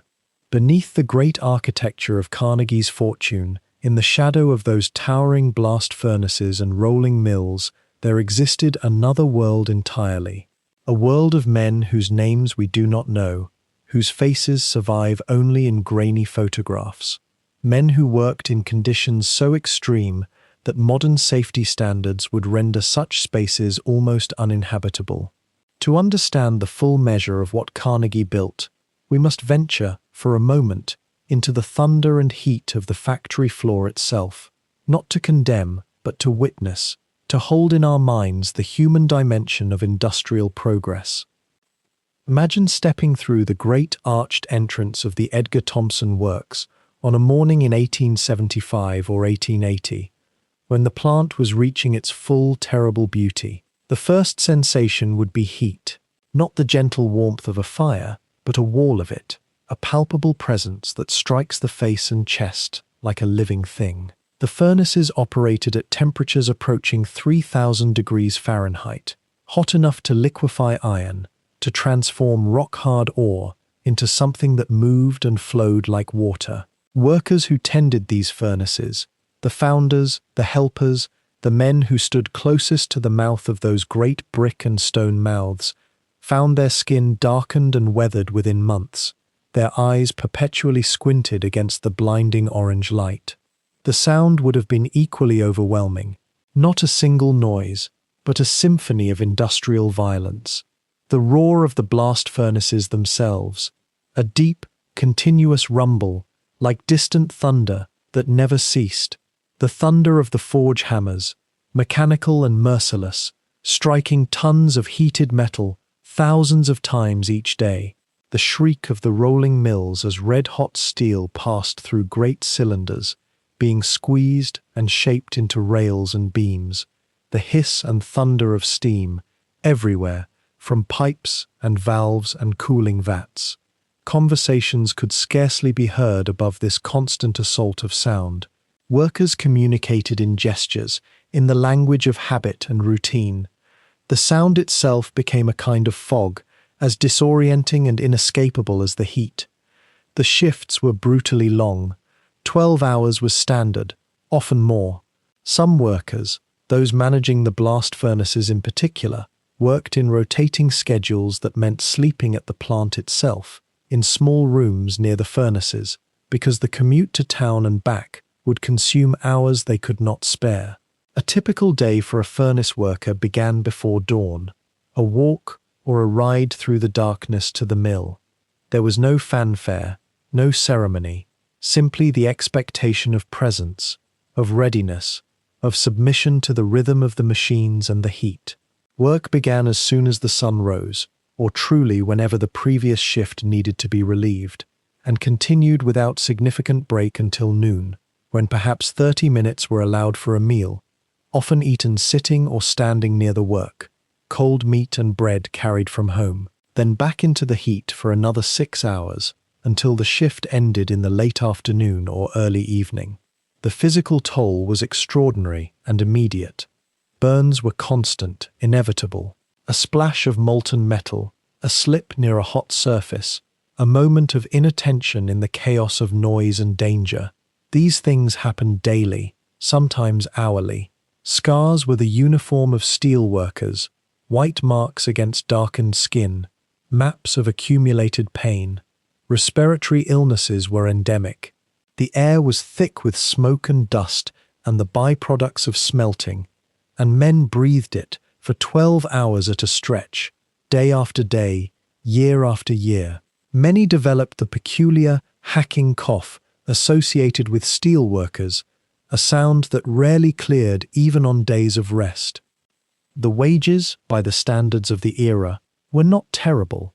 A skilled worker, a puddler, or a roller, or a furnace operator might earn $2 to $3 per day, substantial money in 1880, when a loaf of bread cost a few cents and rent for a small house might be $5 or $6 per week. Yet the work was seasonal, subject to the fluctuations of demand for steel. When orders declined, as they did periodically, the mills would reduce their workforce or cut hours, and a family's income would shrivel without warning. There was no insurance, no compensation for injury, no safety net beyond the prospect of returning to work once healed. If an injury was permanent, if it cost a man his hand or his sight or his ability to perform his trade, there was no pension, no assistance. He became simply unemployable. The mills moved on. New workers waited at the gates. Consider the human landscape of a mill town adjacent to works like Carnegie's. Allegheny, Pittsburgh, and the smaller towns around them were experiencing explosive, almost chaotic growth.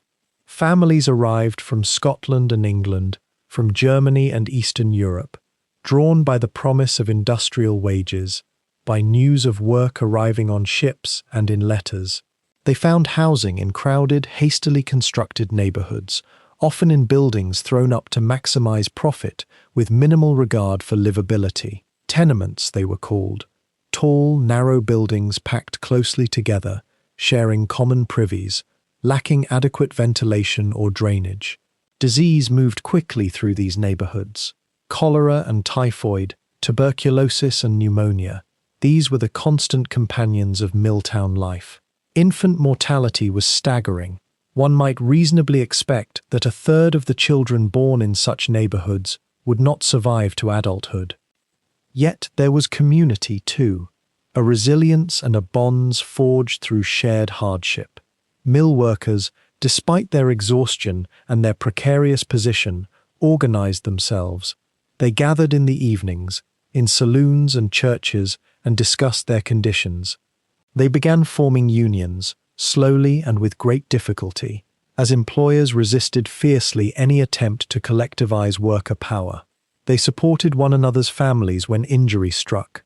They celebrated together, danced and sang in their native languages, maintained cultural traditions that had crossed the ocean with them. The very streets where children played barefoot among the cinders and slag heaps were places of genuine human belonging, strange as that might seem to modern observers. What is perhaps most difficult to hold in mind while contemplating these conditions is that the workers themselves, many of them at least, believed in what they were doing.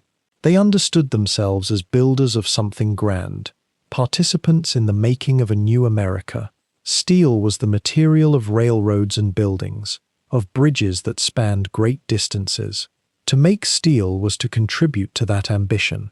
Pride could coexist, uncomfortably, alongside misery. A man might stand in the inferno of a blast furnace, knowing the work was destroying his health, and still feel, in some recess of his mind, that the rails they produced would carry people across the continent, that the beams they rolled would support cities yet to be built. There is something deeply human in this capacity, to dignify suffering through attachment to a larger purpose. Carnegie himself moved through these mills, observed the work, understood the conditions. He was, by all contemporary accounts, impressed by the dedication and skill of the workers. He believed, or so he stated in speeches and writings, that the organization of labor for industrial production was a new form of civilization, that the discipline and coordination required were noble endeavors. He could acknowledge the hardship and simultaneously believe that such hardship was a necessary price of progress, a temporary burden that a growing economy would eventually alleviate. Whether this was genuine belief or necessary justification, one cannot quite know. But the tension between Carnegie's later philanthropic impulses and his complete indifference to the working conditions of those who built his wealth is one of the central paradoxes of his life. By the 1880s, when Carnegie Steel was in its ascendancy, competitive pressures were driving owners to extract ever more productivity from their workforce. The introduction of new machinery meant that fewer workers could produce more steel, which was good for profit margins, but the workers themselves found their skills devalued and their pace of work accelerated. A man who had spent years learning his trade might find that an unskilled worker with a machine could now replace him. This created a kind of constant anxiety, a sense that position and income were perpetually precarious. In this environment, collective action became not merely about improving conditions, but about survival itself, about maintaining a place and a dignity in a system that seemed increasingly arranged to minimize both. By the early 1870s, Andrew Carnegie had begun to recognize something that would separate him from the countless other ambitious men climbing the same industrial ladder. He understood that capital, once accumulated, could compound itself far more efficiently than any single enterprise could ever do. The railroads had taught him this lesson. Every decision to reinvest rather than withdraw, every calculated partnership formed, every risk taken at precisely the right moment, built upon the last one like stones fitted without mortar, each holding the weight of the others. It was in this period, moving through his 30s and into his 40s, that the outline of his future empire began to clarify in his mind. The sleeping car business had been profitable, certainly, but it had also been instructive, a proving ground where he learned the architecture of industrial capitalism. Yet even as he profited from trains carrying passengers across the continent, his gaze had already turned elsewhere, to something far heavier and more essential: steel, the metal that would rebuild America, literally and financially, in the decades to come. The timing was almost prescient, though of course it was also the result of careful observation. The Bessemer process, that quiet revolution in steel-making technology that had arrived from England just years before, had not yet been widely adopted in America. Most steel was still expensive, made through older methods that yielded smaller quantities at higher cost. But Carnegie, with his railroad contacts and his growing network of investors, could see what was coming. The nation's appetite for rails was insatiable. Every mile of track laid down required tons of steel. The Transcontinental Railroad, recently completed in 1869, had merely whetted that appetite. More rails were needed, better rails, cheaper rails. In 1873, Carnegie and several partners formed what would become the Edgar Thomson Steel Works near Pittsburgh. The name honored a mentor, a small gesture of loyalty that Carnegie understood mattered to people, that the appearance of sentiment, even if carefully calculated, could bind men more tightly than contracts alone. The location was no accident. Pittsburgh sat at a convergence of rivers and railroads, close to coal and iron ore, surrounded by the capital and technical expertise necessary to build something unprecedented. The mill, when completed, represented the most modern steel-making facility in America, equipped with the latest Bessemer converters imported from Britain. Here is where the shape of his personality becomes important to consider.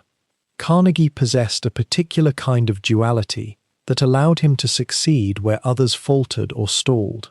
In public, he was charming, quick with a joke or a philosophical observation, genuinely interested in people, capable of making a telegraph operator or a mill manager feel seen and valued. He could sit across a dinner table from a competitor and speak of the brotherhood of labor and capital, of the mutual dependence of employer and employee. Yet in the boardroom and in his business decisions, he could be ruthlessly pragmatic, almost detached. The warmth did not disappear. It simply served a different purpose. It kept people loyal, kept them from resenting him even as his decisions favored his interests above theirs. The 1870s were years of constant acquisition and consolidation. Carnegie bought stake after stake in various mills and manufacturing concerns. Each acquisition was presented as a partnership, a joining of equals. Some of these partners remained genuinely convinced that they were equals, at least for a time. Others gradually came to understand that they were being slowly absorbed, that their autonomy was eroding even as their wealth increased. Carnegie had a gift for making this process feel inevitable rather than aggressive, like the natural evolution of business toward greater efficiency. He also had an uncommon willingness to take losses in the short term if they served his long-term interests. When competitors tried to undercut his prices, he would match them and even go lower, willing to sacrifice profit margins year after year if it meant controlling more of the market. This strategy should have bankrupted him, by conventional logic, but Carnegie was not playing conventional business. He was thinking in decades, not quarters. He was building an empire that would be nearly impossible to compete against once consolidated. By the mid-1880s, his dominance in steel was becoming apparent. But dominance brought its own challenges. There were rivals, serious men with serious money and equally serious ambitions.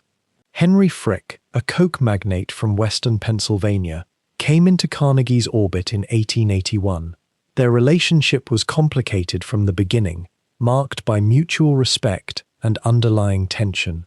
Frick controlled coke supplies, essential to the steel-making process. Carnegie needed him.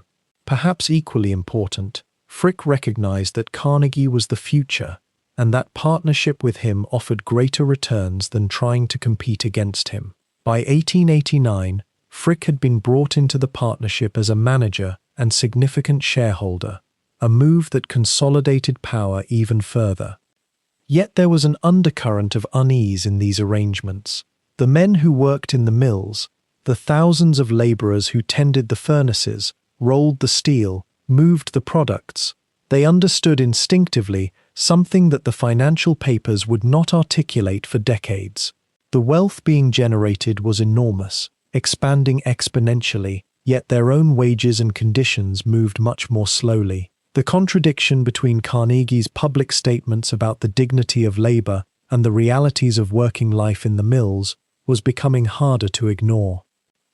By the late 1880s, Carnegie Steel had become something vast and almost autonomous, a machine that seemed to generate money almost independently of human decision.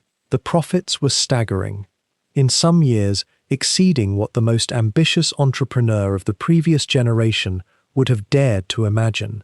And Carnegie, the boy who had arrived in Pittsburgh with nothing, whose mother had worried about his survival in the new country, found himself becoming wealthy in a way that transcended mere comfort or security. He was becoming truly rich, in the sense that his fortune was no longer tied to any single enterprise or effort, but had become abstract, almost untouchable in its magnitude.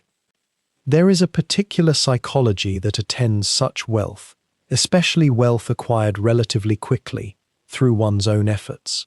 It can breed a kind of intoxication, a sense that one's success is proof of one's superiority, one's virtue, one's right to hold power.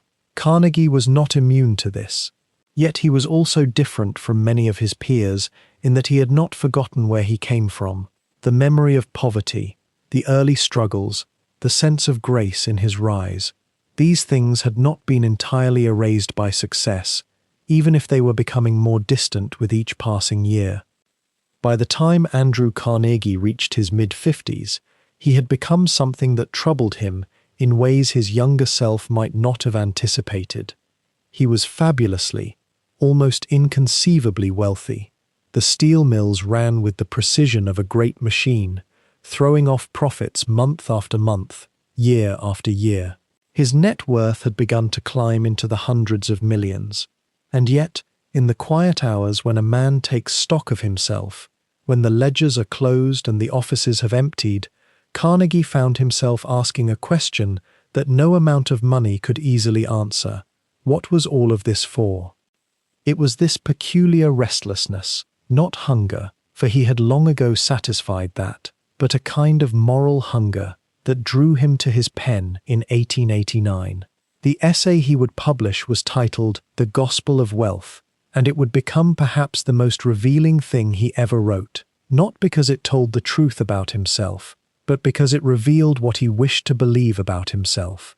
The piece appeared first in a British periodical called The 19th Century, and then shortly after in the American press, where it caused a quiet stir among those who paid attention to such matters. In those pages, Carnegie made an argument that was at once pragmatic and almost confessional. He began by acknowledging what everyone already knew, that the age of industry had created vast disparities of wealth. Some men had accumulated fortunes of breathtaking scale, while the masses labored for wages that barely sustained them.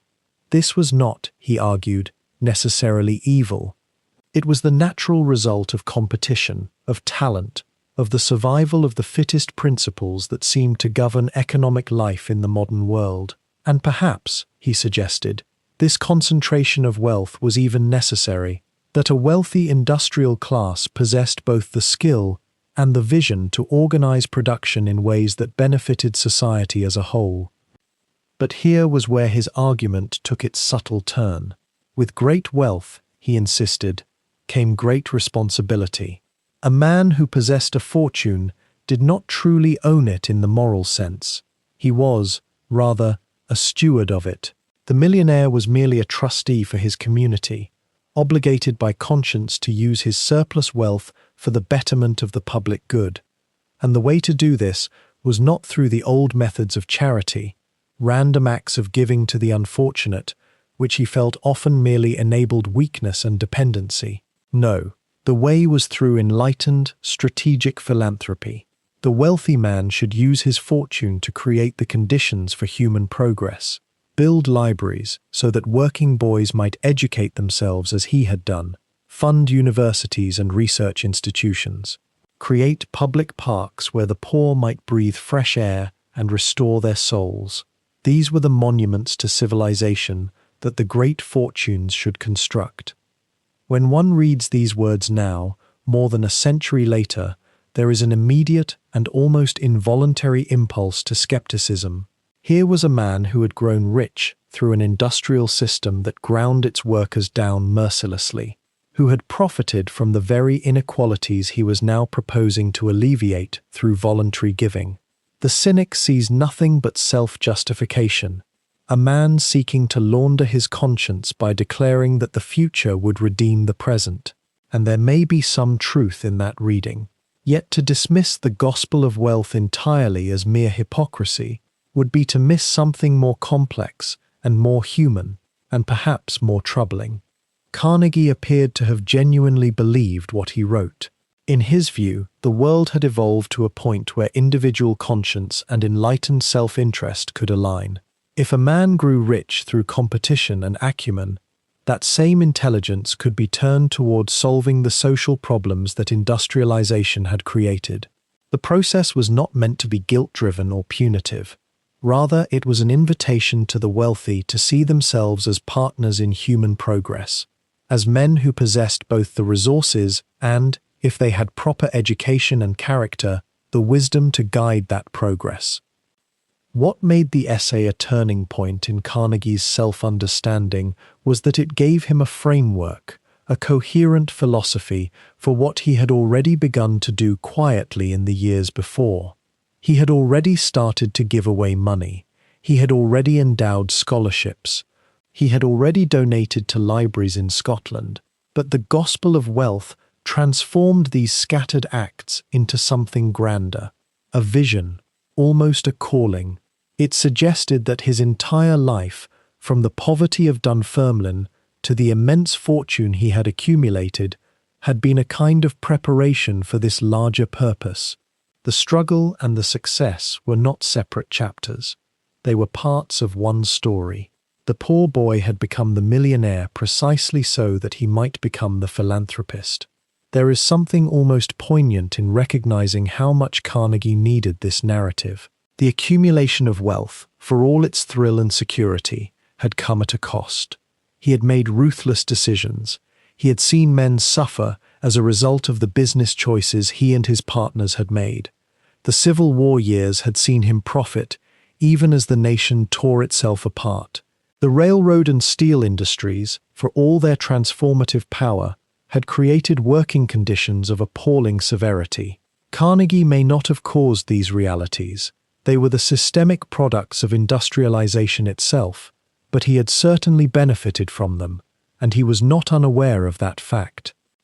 The gospel of wealth offered him something precious. It allowed him to believe that the future could compensate for the present, that through his philanthropy, through his libraries and his schools and his endowments for peace, he could create a legacy that transcended the mere accumulation of dollars and material goods. He could believe that history would remember him not as a robber baron or an exploiter, but as a visionary who understood that true wealth meant the elevation of human capability and human dignity. And here lay the genuine philosophical turning point. Before 1889, Carnegie had been, in many ways, a conventional businessman. He pursued profit with skill and determination. He made strategic alliances and calculated risks. He worked longer and harder than most men, and he possessed an almost preternatural ability to see where markets were moving and position himself accordingly. But after the gospel of wealth, something shifted in how he understood his own life's trajectory. He began to see his fortune not as an end in itself, but as a means to an end that was grander and more meaningful. The money became important, not for the money's sake, but for what it might accomplish when directed by conscience and wisdom. It would be fair to ask, as historians have asked, how sincere this transformation was. Did Carnegie genuinely believe that he could use his wealth to improve the condition of workers whose wages he kept deliberately low? Could he truly see no contradiction between his philosophy of enlightened giving and his resistance to higher wages and better working conditions in his own mills? Or was the gospel of wealth a kind of elegant rationalization, a way of reframing ruthlessness as far-sighted progress? The honest answer is probably that Carnegie himself did not entirely know. He was a man of genuine contradictions, and perhaps it is one of the truths about human nature that we are capable of holding incompatible beliefs simultaneously without the friction tearing us apart. He could believe, with apparent sincerity, that he was serving human progress through philanthropy, while also believing that the wages he paid in his mills were appropriate and that any increase would be economically inefficient. He could see himself as a visionary while remaining blind to the implications of his own philosophy. But what matters, in the end, is that 1889 marked a genuine shift in how Carnegie understood himself and his purpose. The essay gave him permission to become a giver on a massive scale, to devote the final decades of his life to the systematic distribution of his wealth. And whether that distribution was motivated by genuine conviction, by a desire to atone, by a hunger for legacy, or by some complex mixture of all three, the practical consequences were real. The libraries he built did provide opportunities for self-education to thousands of working people. The universities and research institutions he funded did advance human knowledge. The peace initiatives he supported, though often naive and sometimes ineffective, did reflect a genuine belief that violence could be transcended through reason and goodwill. The gospel of wealth was not, in the end, a revelation that suddenly transformed Carnegie from a ruthless man into a philanthropist. Rather, it was a moment of crystallization, a point at which his private sense of purpose found a public voice and a coherent philosophy. It allowed him to see his life not as a simple arc from poverty to wealth, but as a more complex journey in which each stage had prepared him for the next. And it gave him the language and the framework to believe that everything he had done, all the struggle and all the accumulation, had been in service of something noble and enduring. By the early 1890s, Carnegie Steel had become the largest steel works in the world, and Andrew Carnegie had become, in the minds of many, not a man of Scotland who had emigrated to America, but rather a living symbol of American industrial genius. Yet in the spring and summer of that pivotal year, 1892, something would happen at the company's Homestead plant near Pittsburgh that would crack the mirror in which Carnegie saw himself reflected, and cast a shadow that would lengthen across the remaining decades of his life. The Homestead Works sat along the Monongahela River, a sprawling complex of furnaces and rolling mills where several thousand men labored in conditions that, to modern sensibilities, seem almost uninhabitable. 12-hour shifts were standard. The heat from the blast furnaces was so intense that workers would lose consciousness if they ventured too close without protection. The air was thick with particulate matter that scarred the lungs. Yet these men, many of them skilled steel workers, craftsmen who had spent years learning their trade, earned wages that, while modest by today's measure, were considered respectable in that era. And they had something else, a strong union, the Amalgamated Association of Iron and Steel Workers, which had negotiated contracts that included provisions for job security and a sliding scale of wages tied to the price of steel. In the spring of that year, Carnegie decided to break the union. He was not in Pittsburgh at the time. He was traveling in Scotland, at his beloved Skibo Castle, far removed from the immediacy of what was about to unfold.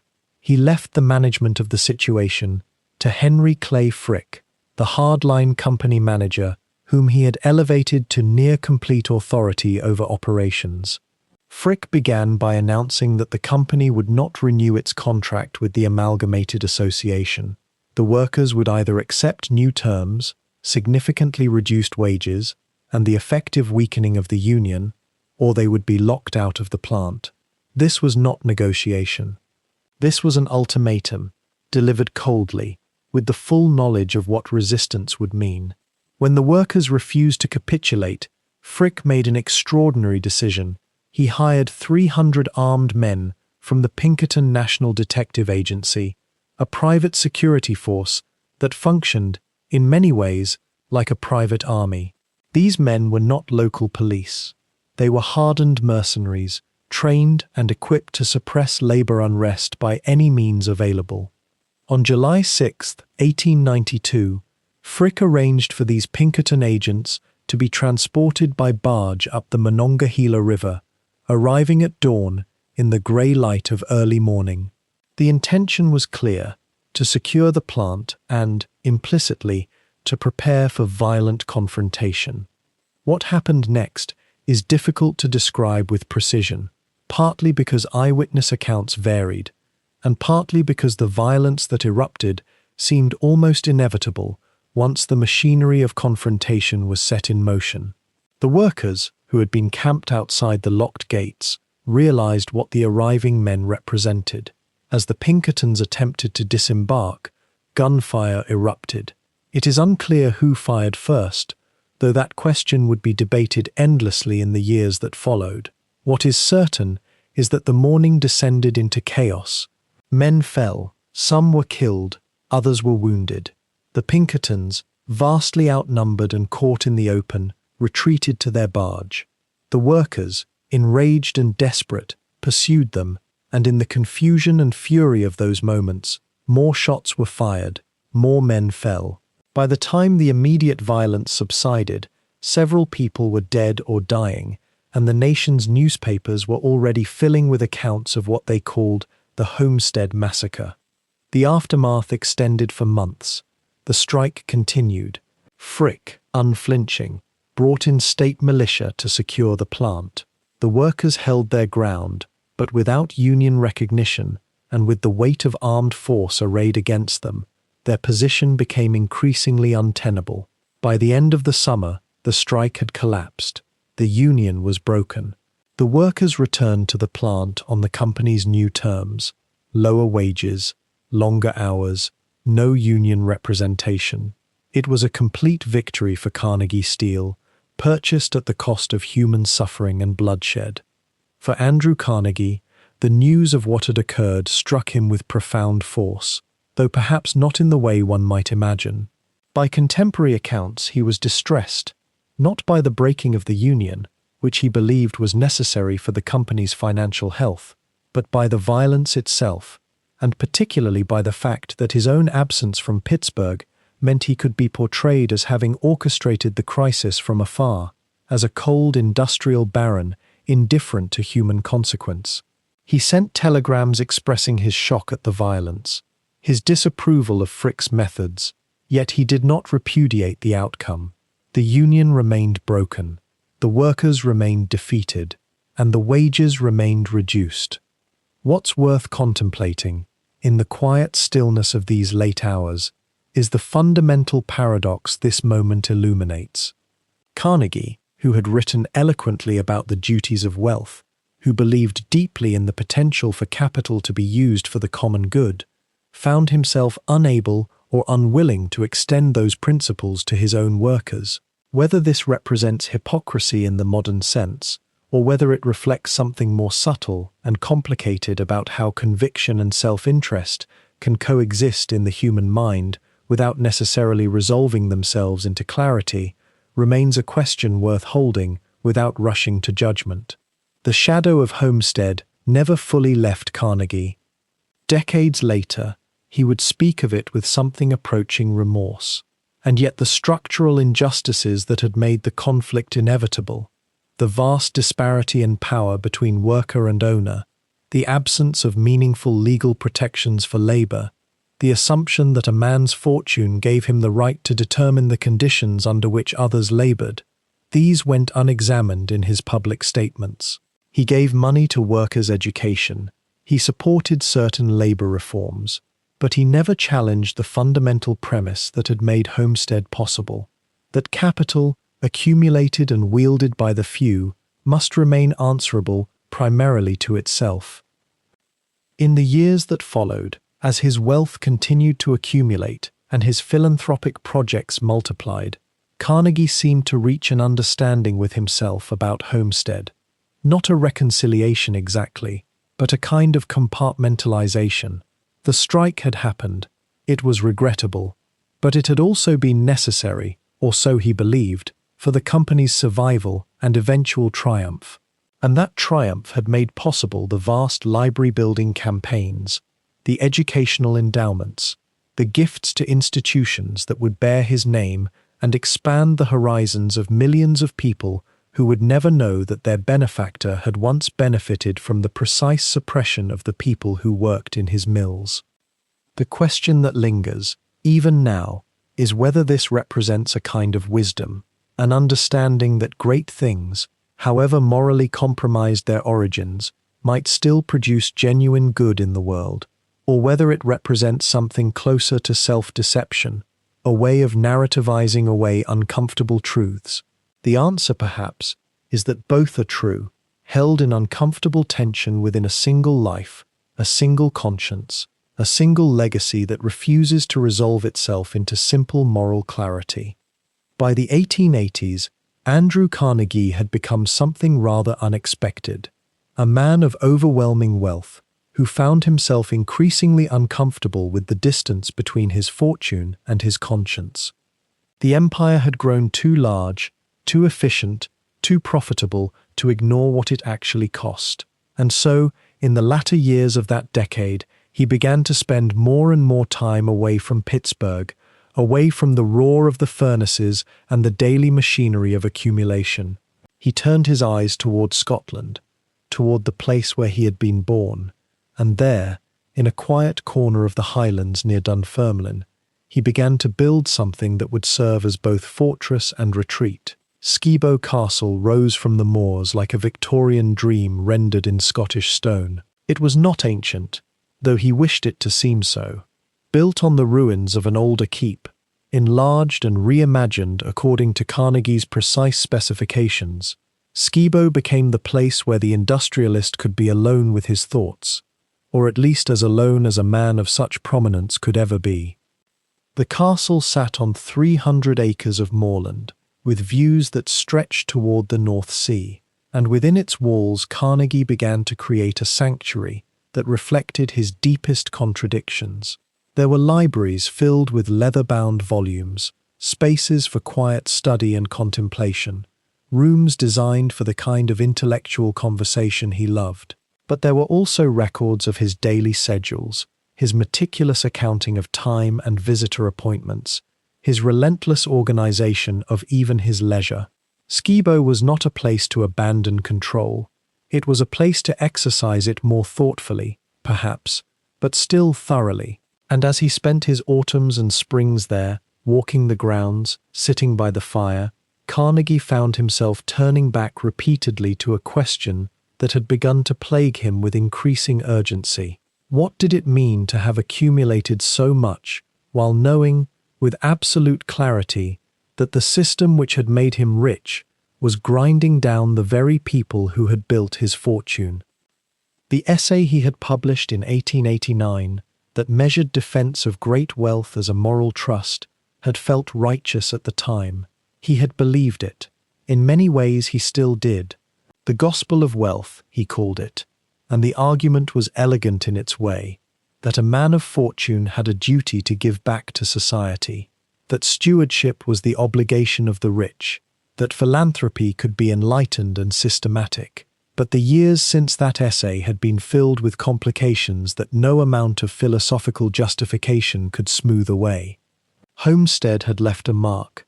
The violence of 1892, the men injured, the families torn apart, the strike broken not by reason but by force, and the hired muscle of the Pinkerton Detective Agency. It all sat uneasily in his memory. He had not been in Pittsburgh when it happened. He was in Scotland, and many said he had deliberately arranged to be elsewhere. Whether that was true or merely the assumption of his critics, Carnegie carried it with him as he aged. There is something particular about the way a man in his 50s and 60s begins to count the years remaining to him, to feel the accumulating weight of decisions made, of paths not taken. Carnegie was no exception to this human arithmetic. He had money beyond measure now, money so vast that it had become almost abstract, a number on ledgers rather than something lived or spent in any conventional sense. His wife, Louise Whitfield, whom he had married in 1887 after a long bachelorhood devoted to his business empire, had given him a daughter, Margaret, and in his role as father, he discovered something that his role as industrialist had perhaps not allowed: a tenderness, a willingness to simply exist in moments without optimizing them. Yet fatherhood also sharpened his awareness of mortality, of the things he would leave behind that were not castles or corporations, but smaller, more fragile inheritances of character and belief. At Skibo, in those long Scottish nights, he began to think more seriously about what lasting meant. Not the kind of legacy that came from the sheer scale of wealth, anyone could die rich, but the kind that required him to become something different than what he had been.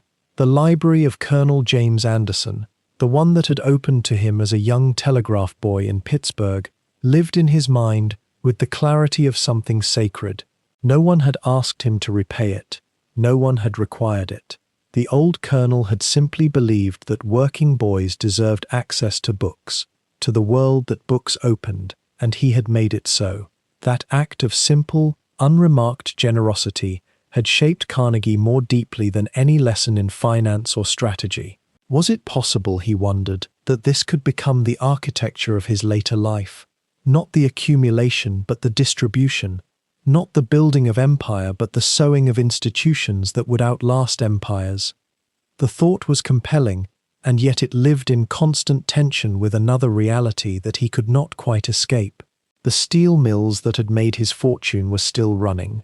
The system that had enriched him was still operating, still producing casualties, still embodying the very inequalities that his essays suggested could be remedied through the enlightened generosity of the rich.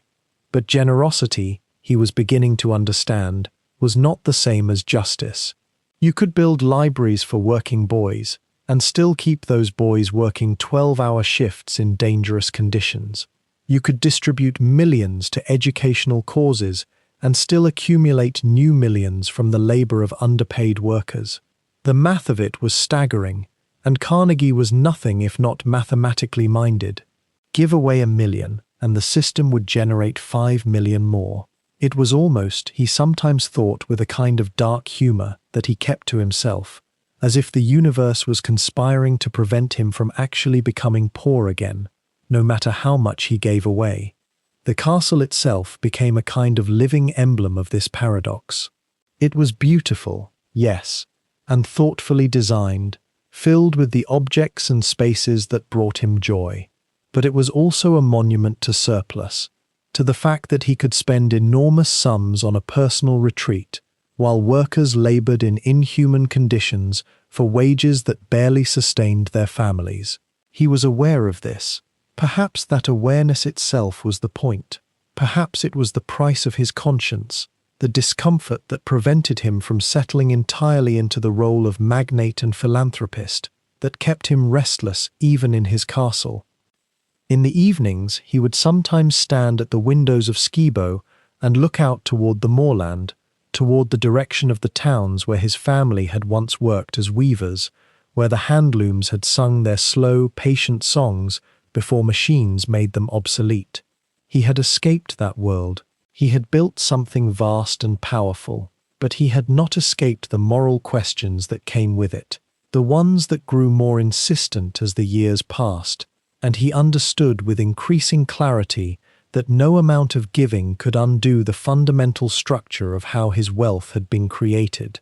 And yet, what choice did he have now but to give, to build libraries and endow colleges and fund peace initiatives, even knowing that none of it could cancel out the ledger, even knowing that the gesture and the crime existed on different moral registers altogether?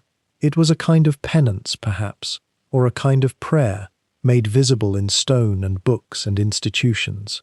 Or it was perhaps simply the human attempt to reconcile irreconcilable things, to make sense of a life that had moved from poverty to unimaginable wealth, and in that movement had created both opportunity and damage, both hope and harm, in measures that could never be perfectly balanced.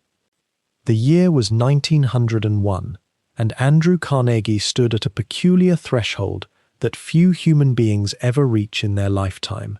He was already wealthy, phenomenally so, yet somehow, in the way that ambition and fortune work together, he had come to feel that his empire was no longer truly his own.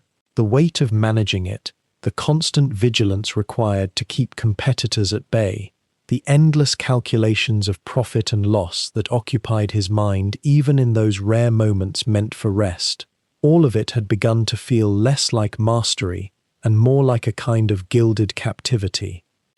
J.P. Morgan, the titan of finance whose very name could move markets and reshape the landscape of American industry, had been circling. Morgan understood something that Carnegie had perhaps not yet fully admitted to himself, that the future of steel was consolidation. The age of the individual industrialist, the man who built his fortune through force of will and shrewd calculation alone, was quietly giving way to something larger, more systematic, more corporate in its vision. The Spanish-American War had ended only recently, and the nation was hungry for steel, rails, ships, armor plate, the sinews of a country transforming itself into a world power. It was not a sudden negotiation. Rather, it unfolded with a kind of elegant inevitability, as though it had always been written into the fabric of things. The numbers, when they finally crystallized, carried an almost dreamlike quality to them. $250 million. Some accounts suggest the figure was closer to $480 million when all the assets and liabilities were tallied, an amount of money so vast that it nearly exceeded the capacity of contemporary imagination. To place this in perspective, the entire federal budget of the United States in those years hovered around $500 million. One man's fortune had become a sum that rivaled the spending power of a nation. Carnegie, who had grown up counting pennies, who remembered the precise sting of poverty, who had once saved and scraped for every dollar of his early investments, now saw that sum with a kind of quiet astonishment. It was not greed that was extinguished by this transaction. Rather, something more subtle occurred. The game itself, the accumulation, the building, the outsmarting of rivals, had been won, completely, utterly. There was nowhere higher to climb, and in that achievement lay a strange kind of peace. He did not celebrate loudly. There were no public declarations of triumph, no elaborate gestures. Instead, there came a stillness. In the months after the sale was finalized, Carnegie seemed to exhale in a way he had not done for decades. The chain of command that had once bound his thoughts to the furnaces and ledgers of his mills began to loosen. He could walk away, not because he was forced to, but because the thing that had driven him, not the steel itself, but the conquest of it, the transformation of nothing into something vast, had finally been satisfied. What did it feel like, one might wonder, to become unquestionably the richest man alive? The letters and accounts of those close to him in that period suggest something unexpected, not euphoria, but rather a kind of solemn reckoning. There are hints in his journals and correspondence of both relief and a deeper anxiety, a question that began to press itself forward now that the great work of accumulation was complete. If not the building of an empire, then what? If not the daily engagement with machinery and money and the subtle chess of commerce, then what would fill those hours? The answer, of course, lay in something he had touched upon before, something that had always run parallel to his industrial ambitions like a second current. He had written about it, thought about it, wrestled with it publicly in the Gospel of Wealth just over a decade earlier. Now, with the active burden of management lifted from his shoulders, that other vision could finally be pursued without the constant distraction of quarterly reports and labor disputes and the relentless machinery of keeping an empire running. The sale to Morgan was thus not an ending, though it appeared that way on the surface. It was a threshold. It was the moment when the question shifted from how to make the fortune to what the fortune was for. And in that shift, there was a peculiar kind of calm, the calm that comes not from cessation of striving, but from the completion of a phase. The mills would continue without him. They would be folded into Morgan's larger structures, consolidated and rationalized and managed by professional administrators who would have had little patience for Carnegie's increasingly philosophical approach to ownership. He was 66 years old. His wife Louise was 42. Their daughter Margaret was a girl of 8, still young enough to know her father, in a way that the relentless pace of his industrial years had rarely permitted. These facts settle into the narrative now, with a kind of weight that the numbers alone cannot convey. The richest man alive did not feel urgency anymore. He felt, instead, possibility, and in that calm possibility he could finally begin to contemplate the legacy he might build with all those hundreds of millions, not of steel, but of libraries, of schools, of institutions that might speak to what he believed humanity could become when given the gift of knowledge and opportunity. The strange peace of having won so completely is difficult to describe to those still in the midst of struggle. It is not the peace of having enough, because he had had enough for decades. It is something more particular and more fragile. The peace of having asked a great question of yourself and the market and the era in which you live, and having received an unmistakable answer. That answer was carved in numbers and sealed by the handshake of the second most powerful financier in America. Now came the much harder question. What would he do with the answer he had received? By the time Carnegie had sold his steel mills to J.P. Morgan, he possessed something that had never before been accumulated in quite this way. Not merely wealth, but the freedom to imagine what wealth might become when it was no longer chained to the daily machinery of acquisition. And in that freedom, he turned towards something that had fascinated him since his boyhood in Allegheny, something far quieter and more durable than factories or fortunes. He turned toward libraries. The impulse, some historians suggest, emerged from those evenings decades earlier when Colonel James Anderson had opened his private collection to working boys after the machines had fallen silent. Carnegie had been one of those boys, and he had learned then what a single room of books could do to a mind trapped in poverty. Now, as the richest man alive, he asked himself a question that would define the remainder of his life. What if that gift could be multiplied across thousands of communities? The first Carnegie Library, a small sandstone building in his hometown of Dunfermline, opened its doors in 1883. It was modest by the standards of the grand institutions he would later commission, but it carried profound symbolic weight. He had returned, in a sense, to the Scotland of his childhood, to the damp streets where he had learned to read by whatever light he could find, and he had built a space where others might do the same. The building itself spoke a quiet language of permanence and public trust, red stone and arched windows suggesting something both welcoming and enduring. What began as a single gesture became, over the next 3 decades, an almost obsessive mission. Carnegie established a formal system for library funding, one that required communities to apply for grants, to commit public funds to maintenance and staffing, and to promise that libraries would remain free to all readers regardless of circumstance. This approach, which might seem unremarkable now, was revolutionary. It embedded the idea that knowledge was a public good, that learning should not be purchased but guaranteed, that a community's greatest wealth lay not in its factories or its banks, but in the minds of its citizens, and it spread with remarkable speed across the English-speaking world. In the United States alone, Carnegie would eventually fund the construction of 1,679 libraries. Imagine that number for a moment.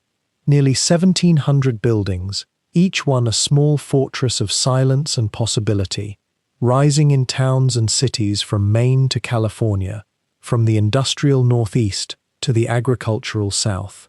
Many of them still stand today, their architecture unchanged, their purposes intact. Walk into one, and you might notice the Carnegie plaque, discreet and bronze, acknowledging a gift made over a century ago. The buildings themselves became a distinct architectural form, what some scholars call the Carnegie Library style, characterized by a kind of democratic elegance, not as ornate as the grand public institutions built by civic governments, but far more refined and intentional than the cramped shelters that had passed for libraries in many smaller towns. The magnitude of this philanthropic effort becomes even more striking when you consider its international scope. Carnegie funded libraries not only across America but throughout the English-speaking world. In Britain, in Canada, in Australia, in South Africa, in New Zealand, thousands of communities found themselves the recipients of his generosity. In Britain alone, nearly 300 Carnegie libraries were built, many of them in industrial towns and working-class neighborhoods, where readers had never before been offered such a resource. In some cases, Carnegie's funding essentially invented the public library system in communities where no such institution had previously existed. What is perhaps most fascinating is that Carnegie did not simply hand over money and withdraw. He was deeply involved in the architectural design of these libraries, favoring certain principles that reflected his philosophy about access and democracy. He preferred compact designs that would fit the landscapes of small towns, buildings that were neither ostentatiously grand nor crushingly humble. He insisted on particular features, a clear separation of spaces for different types of readers, including quiet reading rooms for those who sought concentration, delivery areas for books that served homebound patrons, and carefully considered layouts that encouraged browsing and discovery. The financial commitment was staggering. Carnegie ultimately donated nearly $57 million to library construction alone, a sum that in today's currency would exceed $2 billion. And yet, in his own way of thinking about wealth and responsibility, this was merely the beginning. The libraries required endowments for operation, for the hiring of librarians, for the ongoing acquisition of books. Carnegie understood that a building without resources was merely an empty shell. He therefore established principles and sometimes direct funding for the maintenance and expansion of library collections, ensuring that the gift he had made would continue to serve communities for generations to come. There is something almost poignant in reflecting on why this particular form of philanthropy consumed so much of his attention. Carnegie had built an empire through the control and efficient operation of machines and capital. He had accumulated wealth through precisely calculated risks and ruthless optimization. Yet the thing he chose to fund, the legacy he devoted his final decades to building, was the opposite of efficient. A library cannot be optimized. You cannot streamline the experience of a child discovering a book that will change her understanding of the world. You cannot calculate the moment when a reader finds an answer to a question that has been troubling him. The library was Carnegie's answer to the machine, a space where the human mind could move freely, unmonitored and unrushed. The relationship between Carnegie and librarians became another interesting dimension of this crusade.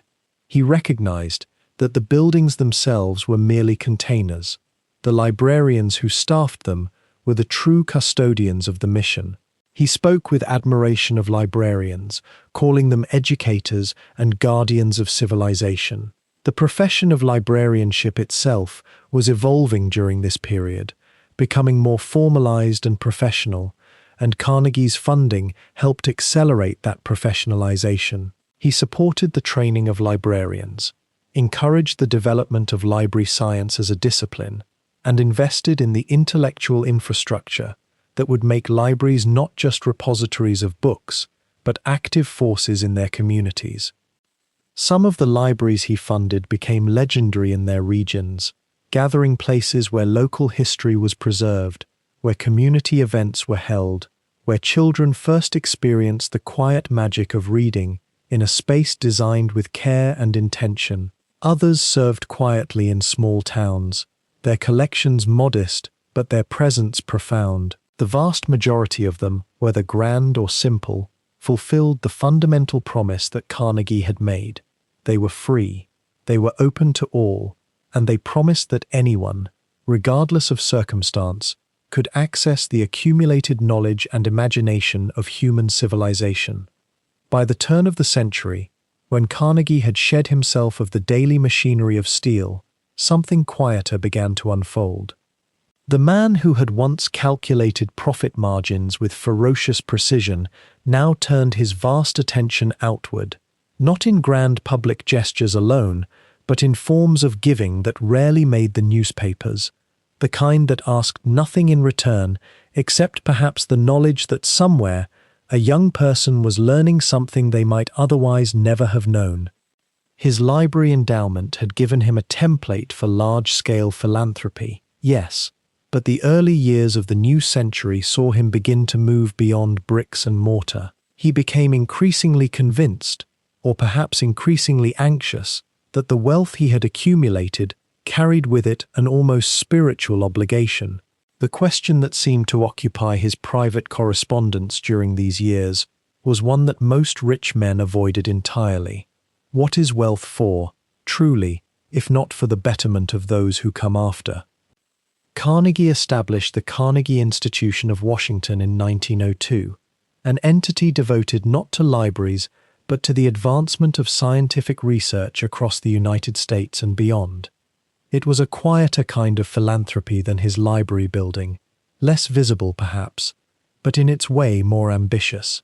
He understood that the future would be shaped not by the books people read, though those mattered deeply to him, but by the ideas that scientists and scholars generated in laboratories and studies, often working without the pressure of immediate profit. He funded researchers who were investigating everything from genetics to marine biology, from astronomy to the ancient history of medieval manuscripts. Many of these men and women never knew they were supported by Carnegie money. The institution simply existed, quietly, removing the financial anxiety that might otherwise have forced them to abandon their work. There was something almost tender in this impulse, something worth sitting with for a moment. A boy who had been pulled out of school at age 13 to become a bobbin boy was now, in his 60s and 70s, quietly funding the very scientific pursuit of knowledge that formal education represented. It was as though he was giving to the young scholars what had been denied to him, not in a way that demanded gratitude or visibility, but in a way that simply made the work possible. His interest in education extended beyond the institution as well. Carnegie began to direct significant funds toward technical education and teacher training. He believed, with an intensity that bordered on the religious, that education was the great leveler, the one force in a democracy that could prevent the hardening of class into caste. He funded scholarships. He donated to universities. He endowed teaching positions, and significantly, much of this giving carried no public fanfare. His secretaries handled the correspondence, the thank you letters were filed away, and Carnegie himself moved on to the next initiative with the same relentless energy he had once applied to buying iron ore and building blast furnaces. Perhaps paradoxically, It was also during these final decades that Carnegie became something of a peace activist, an odd calling for a man whose fortune had been built partly on the machinery of war. Yet the weight of that knowledge, perhaps, or simply the wisdom that sometimes comes with age and wealth, drove him to devote considerable resources to the cause of international peace. He funded the Inter-Parliamentary Union, which brought together legislators from different nations to discuss arbitration and the prevention of war. He established the Carnegie Endowment for International Peace in 1910, investing $10 million into an organization devoted to reducing armed conflict and promoting the rule of law between nations. It is worth pausing here to acknowledge what seems like a contradiction, and perhaps it was. Carnegie had prospered, in part, during an era of imperial expansion and industrial domination. He had supported tariffs that protected American industry. He had profited from the Spanish-American War, supplying steel to the government. And yet, in his final years, he became genuinely committed to the vision of a world without war, to the belief that nations could resolve their disputes through reason and negotiation rather than bloodshed. Was this hypocrisy, or was it genuine evolution?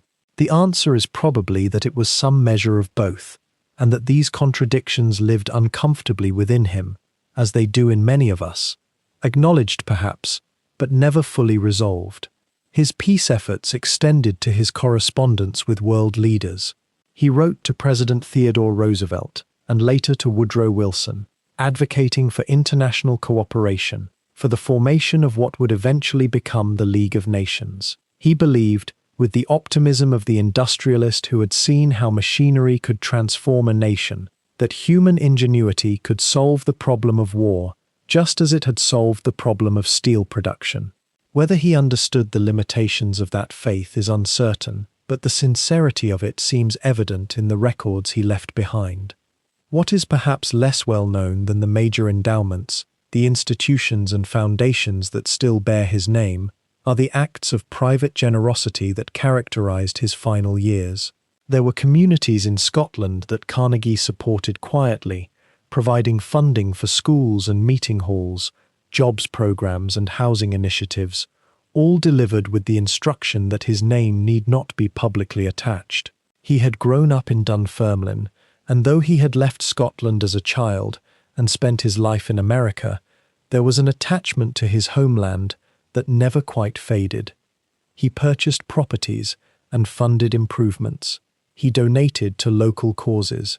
He did these things, it seems, not because he expected recognition, but because it was simply the right thing to do, a return to the place where his story had begun. There were also quieter acts of individual kindness. Former employees who had fallen on hard times would find that funds had been made available. Young people with talent but no means were given opportunities. A musician, a scholar, a young inventor with a promising idea, these people sometimes discovered, to their surprise, that Carnegie had taken an interest in their work and provided the financial support necessary to see it through. These gifts often came with an almost paternal interest in the recipient's progress, but without the demand for publicity or the expectation of gratitude beyond a simple letter of thanks. His work in education came to include support for technical schools and vocational training programs, recognizing, perhaps from his own experience, that not everyone needed or wanted a classical liberal education, but that all people deserved the opportunity to develop marketable skills.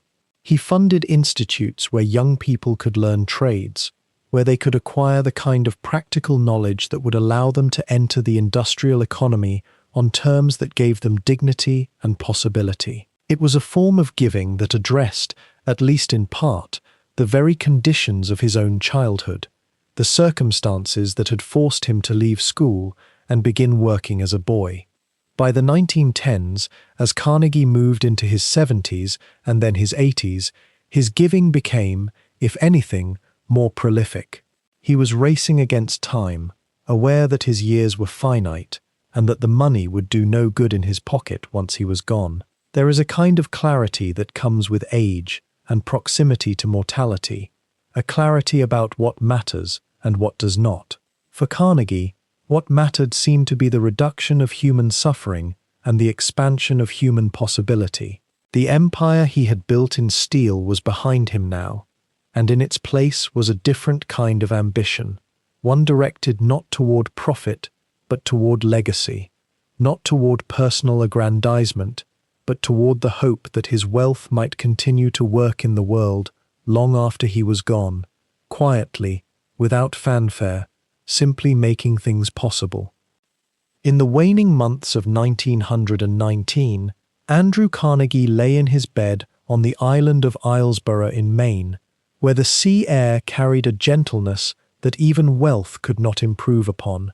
He was 83 years old, the man who had once climbed scaffolding in the bitter cold of Pennsylvania, who had measured his fortune in tons of steel and millions of pounds, was now measured by something far simpler: the rhythm of his breath, the failing light behind his eyes, the slow surrender of a body that had driven itself forward for so very long. When he died on the 11th of August, the newspapers called him the richest man in America, perhaps the richest the world had ever known. But there was something curious in how they wrote about him in those days following his death. The accounts spoke not only of his vast fortune, the hundreds of millions he had accumulated and then, in his later years, given away, but of a peculiar silence that seemed to follow his passing. Here was a man who had shaped the very skeleton of industrial America, whose steel had bridged rivers and built cities, and yet, as his breath left his body, there came a quietness that no amount of wealth could disturb. Consider for a moment the strange mathematics of his life. He had arrived in America with nothing, not almost nothing, but truly nothing. A boy of 13, thin-wristed, barely educated, stepping off a ship into a world that had no use for the dreams of Scottish weavers' sons. And yet, through a combination of intelligence, timing, ruthlessness, and an almost preternatural ability to see where capital should flow, he had transformed himself into a figure of almost mythic proportion. The ascent itself is the kind of story that seems almost invented, too neat in its trajectory, as if it were designed to teach a lesson rather than lived as a life. But here is what troubles us as we sit with his ending. What did it mean, finally, that he had succeeded? Not in the manner of his success, that is well documented, the partnerships, the timing, the shrewd decisions, but in what success delivered when it arrived. He had become the richest man alive. He had built an empire. And then, in a curious turn that seems almost like an answer to a question he had not yet learned to ask, he had spent his remaining years trying to give it all away. The libraries came first. Those thousands of buildings, modest in architecture, but grand in their purpose, rising in towns across America, across Britain, across the English-speaking world. They were not ostentatious. He did not carve his name into them in letters 10 feet high, though he might have. Instead, there was a quiet dignity to them, a kind of earnest belief that knowledge, when made freely available, was the truest form of wealth. Is it not strange that a man who had spent decades accumulating copper and iron and capital should spend his final years accumulating libraries, accumulating access, accumulating the ability for poor boys to read as freely as he had wished to read in his own youth? The peace initiatives came too, funded with the same attention he had once given to blast furnaces. He established foundations and endowments. He wrote letters and gave speeches. He seemed, toward the end, to be haunted by a question that perhaps only someone who had lived both in profound poverty and profound wealth could fully understand. What is the purpose of money, if not to reduce suffering? What is the purpose of power, if not to create the conditions in which human flourishing becomes possible for more than just the privileged few? And yet, and this is where the story resists simple resolution, he remained, until the end, a complicated figure. The Homestead strike had cast a shadow that no amount of libraries could entirely lift. The workers who had labored in his mills, who had lost fingers and eyes and hearing to the machinery that made his fortune, could not be restored by posthumous generosity. That is one of the true tragedies embedded in his story, and it is important to hold it without softening it. Great wealth often accumulates at the cost of great suffering, and no act of philanthropy, however genuine, can fully repair that original wound. As we consider his death then, as we imagine that quiet moment when an 83-year-old man's heart simply stopped, we might ask ourselves what we are to make of such a life. Was he a hero? The answer seems too simple. Was he a villain? That too seems insufficient. He was a man who embodied, perhaps more vividly than most, the central tension of industrial capitalism. The same system that enabled his extraordinary rise was the system that ground countless others into dust. He was not blind to this. In his essay, in his late writings, there is evidence that he understood the contradiction. Whether he made peace with it, whether he believed that his later generosity balanced the scale, we cannot quite know. The dead keep their final judgments to themselves. What we can say is this: he lived in a particular moment in history, when the rules of accumulation were being written and rewritten in real time, when a person of sufficient intelligence and will could harness the energy of a nation and reshape its physical form. That moment is now past. The world he built, the steel mills and the rail networks and the cities that seemed to rise overnight, these things still stand, though they are aging now, becoming monuments to an industrial age that is itself slowly passing into history. Thousands of them. And in those buildings, still today, people read, children borrow books, dreamers find refuge in quiet corners. The poor man's son, the boy who once had to beg for access to a colonel's library, spent his final fortune ensuring that such begging would no longer be necessary. It is perhaps the most human thing he ever did, which is to say it was also incomplete, imperfect, unable to undo all that had come before it, yet still meaningful in a way that transcends the question of whether he deserved his own redemption. As we imagine him now, in the quiet that follows death, in the peace that comes when the relentless machinery of ambition finally stops, we might consider what his life teaches us about the relationship between having and being, between accumulation and purpose. A man born into nothing died having given much of it away. A man who climbed from poverty to the pinnacle of wealth seemed, in the end, to understand something that only such a journey could teach, that the summit, once reached, is often a lonely place, and that the real wealth of a life might not be measured in dollars or steel or the span of an empire, but in the quiet knowledge that you have left the world slightly better than you found it, that you have opened doors for those who came after, that you have finally answered the ancient question of what one man owes to the millions of others who share his world. The sea air continues on Islesborough. The stones of his castle in Scotland will outlast the memory of his fortune. The libraries stand, and somewhere, in the ordinary unfolding of ordinary lives, a child picks up a book in a building he funded and learns something that changes the trajectory of their days, and we might say, gently, carefully, without claiming too much, that in that moment, something of Andrew Carnegie's purpose continues forward, lives on, whispers its meaning into the gathering darkness, and slowly fades into the peaceful quiet of time itself.